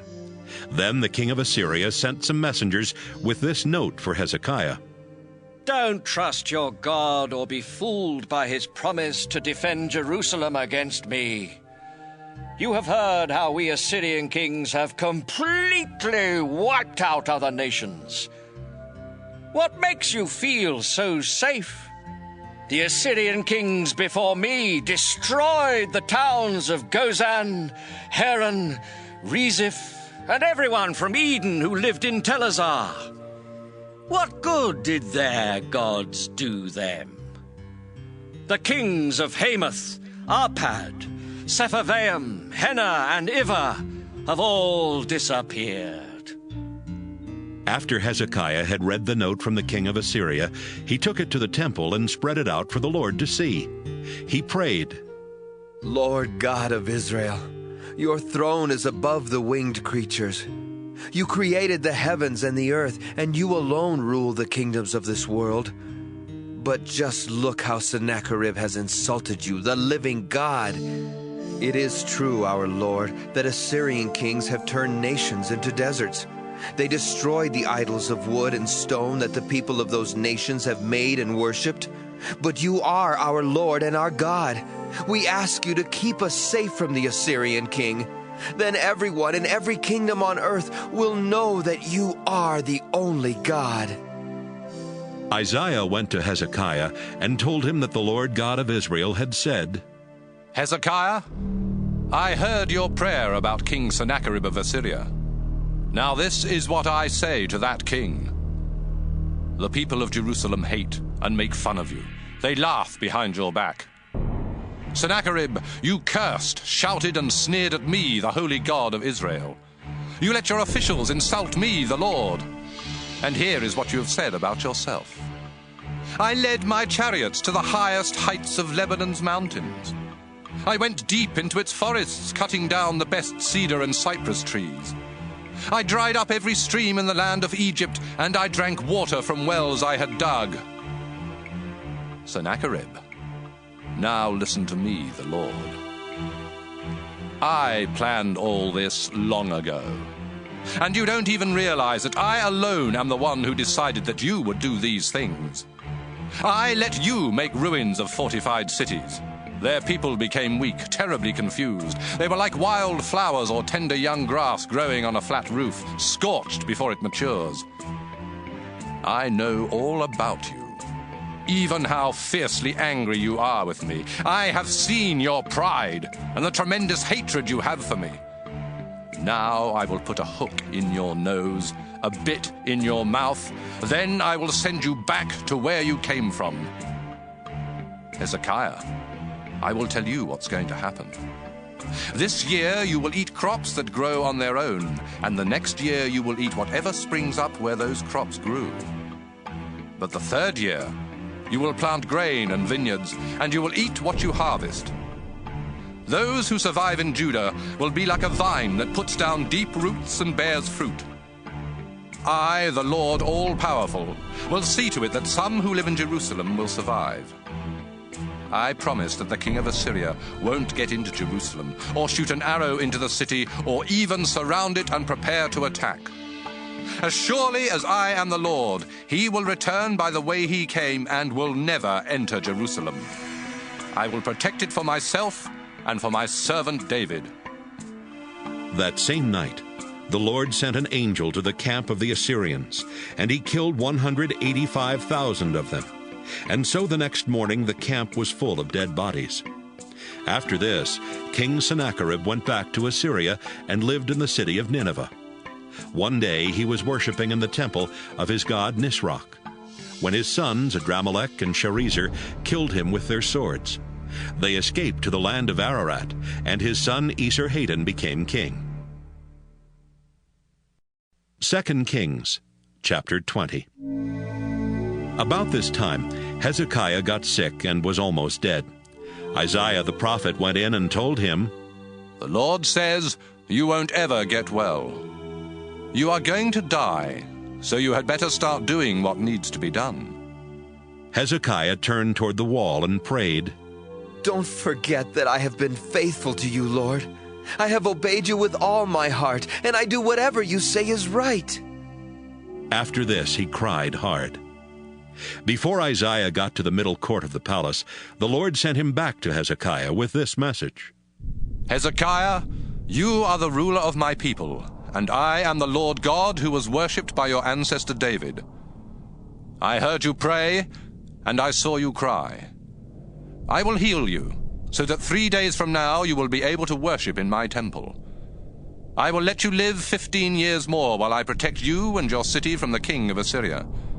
I will defend this city as an honor to me and to my servant David. Then Isaiah said to the king's servants, Bring some mashed figs and place them on the king's open sore. He will then get well. Hezekiah asked Isaiah, Can you prove that the Lord will heal me, so that I can worship in his temple in 3 days? Isaiah replied, The Lord will prove to you that he will keep his promise. Will the shadow made by the setting sun on the stairway go forward 10 steps or back 10 steps? It's normal for the sun to go forward, Hezekiah answered. But how can it go back? Isaiah prayed, and the Lord made the shadow go back 10 steps on the stairway built for King Ahaz. Merodach-Baladan, the son of Baladan, was now king of Babylonia. And when he learned that Hezekiah had been sick, he sent messengers with letters and a gift for him. Hezekiah welcomed the messengers and showed them all the silver, the gold, the spices, and the fine oils that were in his storehouse. He even showed them where he kept his weapons. Nothing in his palace or in his entire kingdom was kept hidden from them. Isaiah asked Hezekiah, Where did these men come from? What did they want? They came all the way from Babylonia. Hezekiah answered. What did you show them? Isaiah asked. Hezekiah answered, I showed them everything in my kingdom. Then Isaiah told Hezekiah, I have a message for you from the Lord. One day, everything you and your ancestors have stored up will be taken to Babylonia. The Lord has promised that nothing will be left.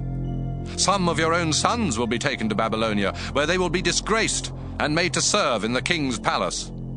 Hezekiah thought, At least our nation will be at peace for a while.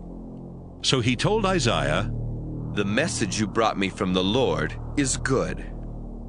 Everything else Hezekiah did while he was king, including how he made the upper pool and tunnel to bring water into Jerusalem, is written in the history of the kings of Judah. Hezekiah died, and his son Manasseh became king. 2 Kings, chapter 21. Manasseh was 12 years old when he became king of Judah, and he ruled 55 years from Jerusalem. His mother was Hephzibah. Manasseh disobeyed the Lord by following the disgusting customs of the nations that the Lord had forced out of Israel. He rebuilt the local shrines that his father Hezekiah had torn down. He built altars for the god Baal and set up a sacred pole for worshiping the goddess Asherah, just as King Ahab of Israel had done. And he faithfully worshiped the stars in heaven. In the temple, where only the Lord was supposed to be worshipped, Manasseh built altars for pagan gods and for the stars. He placed these altars in both courts of the temple and even set up the pole for Asherah there. Manasseh practiced magic and witchcraft. He asked fortune tellers for advice and sacrificed his own son. He did many sinful things and made the Lord very angry. Years ago, the Lord had told David and his son Solomon, Jerusalem is the place I prefer above all others in Israel. It belongs to me, and there I will be worshipped forever. If my people will faithfully obey all the commands in the law of my servant Moses, I will never make them leave the land I gave to their ancestors. But the people of Judah disobeyed the Lord. They listened to Manasseh and did even more sinful things than the nations the Lord had wiped out. One day, the Lord said to some of his prophets, King Manasseh has done more disgusting things than the Amorites, and he has led my people to sin by forcing them to worship his idols. Now I, the Lord God of Israel, will destroy both Jerusalem and Judah. People will hear about it, but won't believe it. Jerusalem is as sinful as Ahab and the people of Samaria were. So I will wipe out Jerusalem and be done with it, just as someone wipes water off a plate and turns it over to dry. I will even get rid of my people who survive. They will be defeated and robbed by their enemies. My people have done what I hate and have not stopped making me angry since their ancestors left Egypt. Manasseh was guilty of causing the people of Judah to sin and disobey the Lord. He also refused to protect innocent people. He even let so many of them be killed that their blood filled the streets of Jerusalem. Everything else Manasseh did while he was king, including his terrible sins, is written in the history of the kings of Judah. He died and was buried in Uzzah garden near his palace, and his son Amon became king. Amon was 22 years old when he became king of Judah, and he ruled from Jerusalem for 2 years. His mother, Meshullemeth, was the daughter of Harus from Jotbah. Amon disobeyed the Lord, just as his father Manasseh had done. Amon worshipped the idols Manasseh had made and refused to be faithful to the Lord, the God his ancestors had worshipped. Some of Ammon's officials plotted against him and killed him in his palace. He was buried in Uzzah garden. Soon after that, the people of Judah killed the murderers of Ammon. Then they made his son Josiah king. Everything else Ammon did while he was king is written in the history of the kings of Judah. 2 Kings, chapter 22. Josiah was 8 years old when he became king of Judah, and he ruled 31 years from Jerusalem. His mother Jedidah was the daughter of Adiah from Bozkath. Josiah always obeyed the Lord, just as his ancestor David had done. After Josiah had been king for 18 years, he told Shaphan, one of his highest officials, "Go to the Lord's temple and ask Hilkiah the high priest to collect from the guards all the money that the people have donated. Have Hilkiah give it to the men supervising the repairs to the temple. They can use some of the money to pay the workers, and with the rest of it, they can buy wood and stone for the repair work. They are honest, so we won't ask them to keep track of the money." While Shaphan was at the temple, Hilkiah handed him a book and said, "Look what I found here in the temple, the book of God's law." Shaphan read it, then went back to Josiah and reported, "Your officials collected the money in the temple and gave it to the men supervising the repairs. But there's something else, Your Majesty. The priest Hilkiah gave me this book." Then Shaphan read it out loud. When Josiah heard what was in the book of God's law, he tore his clothes in sorrow. At once he called together Hilkiah, Shaphan, Ahikam son of Shaphan, Achbor son of Micaiah, and his own servant Asaiah. He said, "The Lord must be furious with me and everyone else in Judah, because our ancestors did not obey the laws written in this book. Go, find out what the Lord wants us to do." The 5 men left right away and went to talk with Huldah the prophet. Her husband was Shallum, who was in charge of the king's clothes. Huldah lived in the northern part of Jerusalem, and when they met in her home, she said, "You were sent here by King Josiah, and this is what the Lord God of Israel says to him. Josiah, I am the Lord, and I will see to it that this country and everyone living in it will be destroyed. It will happen just as this book says. The people of Judah have rejected me.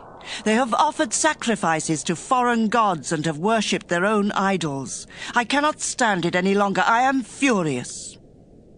Josiah, listen to what I am going to do. I noticed how sad you were when you read that this country and its people would be completely wiped out. You even tore your clothes in sorrow, and I heard you cry. So I will let you die in peace before I destroy this place." The men left and took Huldah's answer back to Josiah. 2 Kings, chapter 23. King Josiah called together the older leaders of Judah and Jerusalem. Then he went to the Lord's temple, together with the people of Judah and Jerusalem, the priests and the prophets. Finally, when everybody was there, he read aloud the book of God's law that had been found in the temple. After Josiah had finished reading, he stood by one of the columns. He asked the people to promise in the Lord's name to faithfully obey the Lord and to follow his commands. The people agreed to do everything written in the book. Josiah told Hilkiah the priest, the assistant priests, and the guards at the temple door to go into the temple and bring out the things used to worship Baal, Asherah, and the stars. Josiah had these things burned in Kidron Valley, just outside Jerusalem, and he had the ashes carried away to the town of Bethel. Josiah also got rid of the pagan priests at the local shrines in Judah and around Jerusalem. These were the men that the kings of Judah had appointed to offer sacrifices to Baal and to the sun, moon, and stars. Josiah had the sacred pole for Asherah brought out of the temple and taken to Kidron Valley, where it was burned. He then had its ashes ground into dust and scattered over the public cemetery there. He had the buildings torn down where the male prostitutes lived next to the temple, and where the women wove sacred robes for the idol of Asherah. In almost every town in Judah, priests had been offering sacrifices to the Lord at local shrines. Josiah brought these priests to Jerusalem and had their shrines made unfit for worship, every shrine from Geba just north of Jerusalem to Beersheba in the south. He even tore down the shrine at Beersheba that was just to the left of Joshua Gate, which was named after the highest official of the city. Those local priests could not serve at the Lord's altar in Jerusalem, but they were allowed to eat sacred bread, just like the priests from Jerusalem. Josiah sent some men to Hinnom Valley just outside Jerusalem with orders to make the altar there unfit for worship. That way people could no longer use it for sacrificing their children to the god Molech.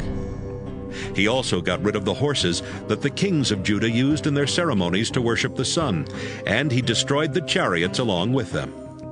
The horses had been kept near the entrance to the Lord's temple, in a courtyard close to where an official named Nathan-Melech lived. Some of the kings of Judah, especially Manasseh, had built altars in the two courts of the temple and in the room that Ahaz had built on the palace roof. Josiah had these altars torn down and smashed to pieces, and he had the pieces thrown into Kidron Valley just outside Jerusalem. After that, he closed down the shrines that Solomon had built east of Jerusalem and south of Spoil Hill to honor Astarte, the disgusting goddess of Sidon, Chemosh, the disgusting god of Moab, and Milcom, the disgusting god of Ammon. He tore down the stone images of foreign gods and cut down the sacred pole used in the worship of Asherah. Then he had the whole area covered with human bones. But Josiah was not finished yet. At Bethel, he destroyed the shrine and the altar that Jeroboam son of Nebat had built and that had caused the Israelites to sin. Josiah had the shrine and the Asherah pole burned and ground into dust. As he looked around, he saw graves on the hillside. He had the bones in them dug up and burned on the altar so that it could no longer be used. This happened just as God's prophet had said when Jeroboam was standing at the altar celebrating a festival. Then Josiah saw the grave of the prophet who had said this would happen, and he asked, "Whose grave is that?" Some people who lived nearby answered, "It belongs to the prophet from Judah who told what would happen to this altar." Josiah replied, "Then leave it alone. Don't dig up his bones." So they did not disturb his bones or the bones of the old prophet from Israel who had also been buried there. Some of the Israelite kings had made the Lord angry by building pagan shrines all over Israel. So Josiah sent troops to destroy these shrines, just as he had done to the one in Bethel. He killed the priests who served at them and burned their bones on the altars. After all that, Josiah went back to Jerusalem. Josiah told the people of Judah, "Celebrate Passover in honor of the Lord your God, just as it says in the book of God's law." This festival had not been celebrated in this way since kings ruled Israel and Judah. But in Josiah's 18th year as king of Judah, everyone came to Jerusalem to celebrate Passover. Josiah got rid of every disgusting person and thing in Judah and Jerusalem, including magicians, fortune-tellers, and idols. He did his best to obey every law written in the book that the priest Hilkiah found in the Lord's temple. No other king before or after Josiah tried as hard as he did to obey the law of Moses. But the Lord was still furious with the people of Judah, because Manasseh had done so many things to make him angry. The Lord said, I will desert the people of Judah, just as I deserted the people of Israel. I will reject Jerusalem, even though I chose it to be mine. And I will abandon this temple built to honor me. Everything else Josiah did while he was king is written in the history of the kings of Judah. During Josiah's rule, King Necho of Egypt led his army north to the Euphrates River to help the king of Assyria. Josiah led his troops north to fight Necho, but when they met in battle at Megiddo, Josiah was killed. A few of Josiah's servants put his body in a chariot and took it back to Jerusalem, where they buried it in his own tomb. Then the people of Judah found his son Jehoahaz and poured olive oil on his head to show that he was their new king. Jehoahaz was 23 years old when he became king of Judah, and he ruled from Jerusalem only 3 months. His mother Hamutal was the daughter of Jeremiah from Libnah. Jehoahaz disobeyed the Lord just as some of his ancestors had done. King Necho of Egypt had Jehoahaz arrested and put in prison at Riblah near Hamath. Then he forced the people of Judah to pay him almost 4 tons of silver and about 75 pounds of gold as taxes. Necho appointed Josiah's son Eliakim king of Judah and changed his name to Jehoiakim. He took Jehoahaz as a prisoner to Egypt, where he died. Jehoiakim forced the people of Judah to pay higher taxes so he could give Necho the silver and gold he demanded. Jehoiakim was 25 years old when he was appointed king, and he ruled 11 years from Jerusalem. His mother Zebidah was the daughter of Pedaiah from Rumah. Jehoiakim disobeyed the Lord by following the example of his ancestors. 2 Kings, chapter 24.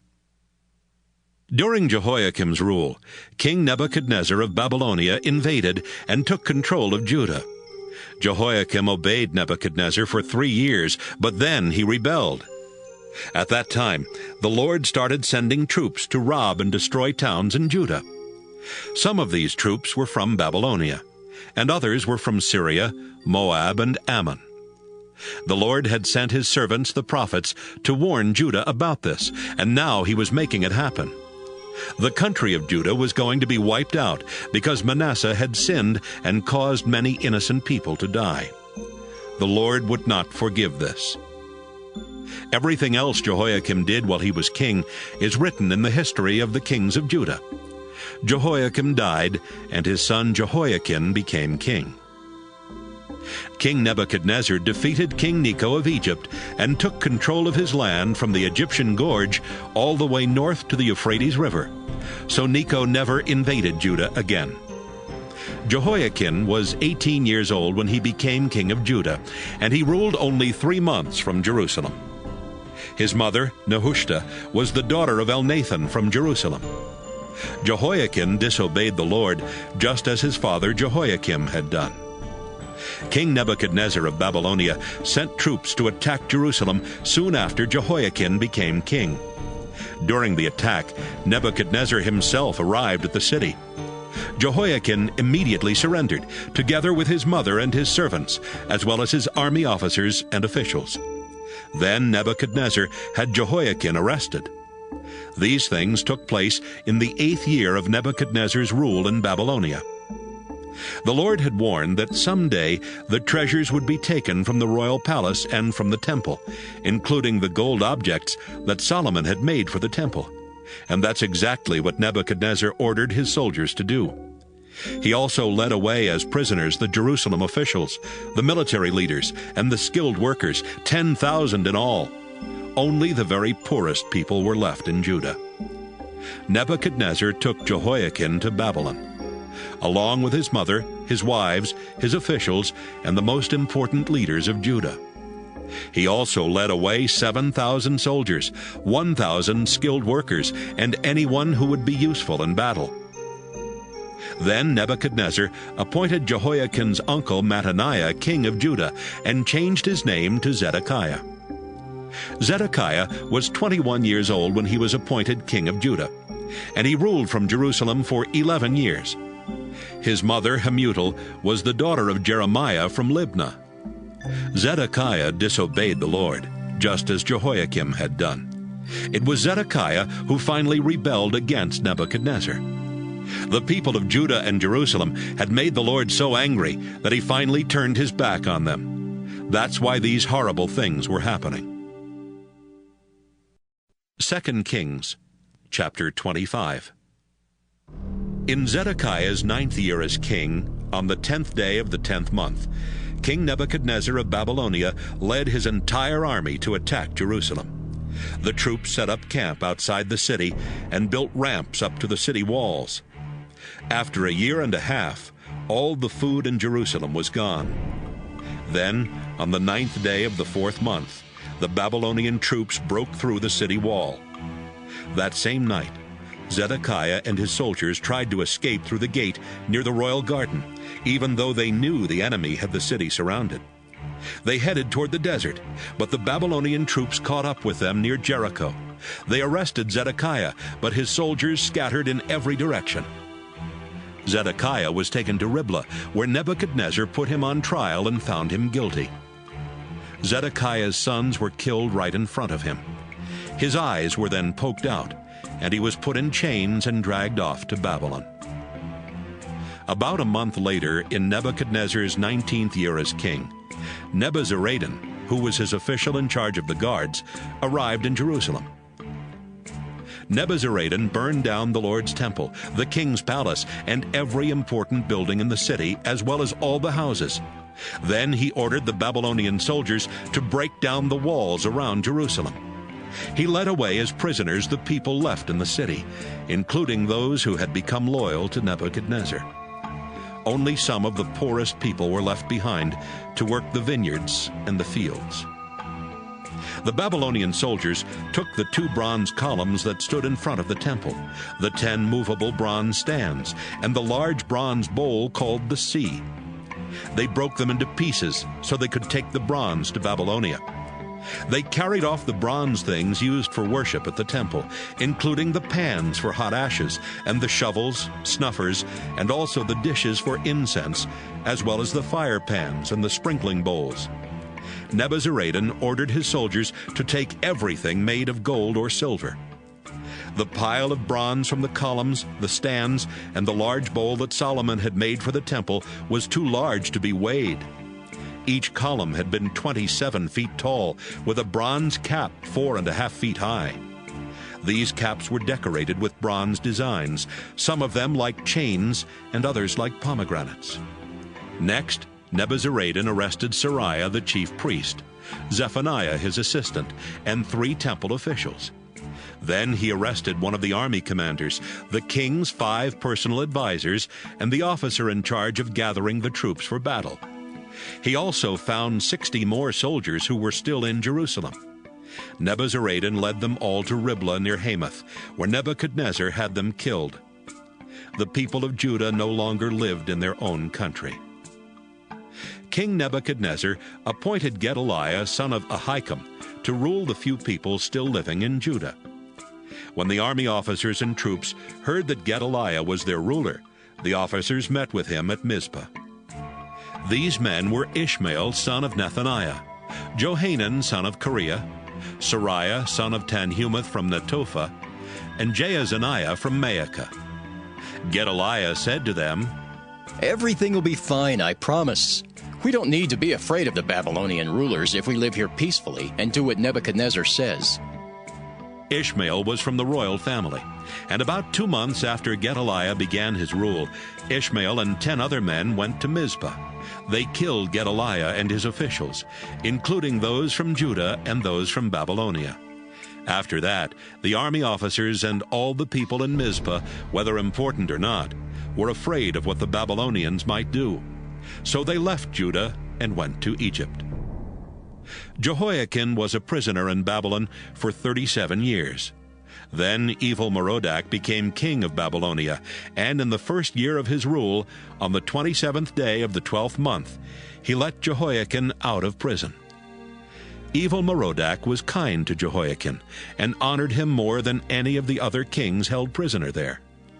Jehoiakim was even allowed to wear regular clothes, and he ate at the king's table every day.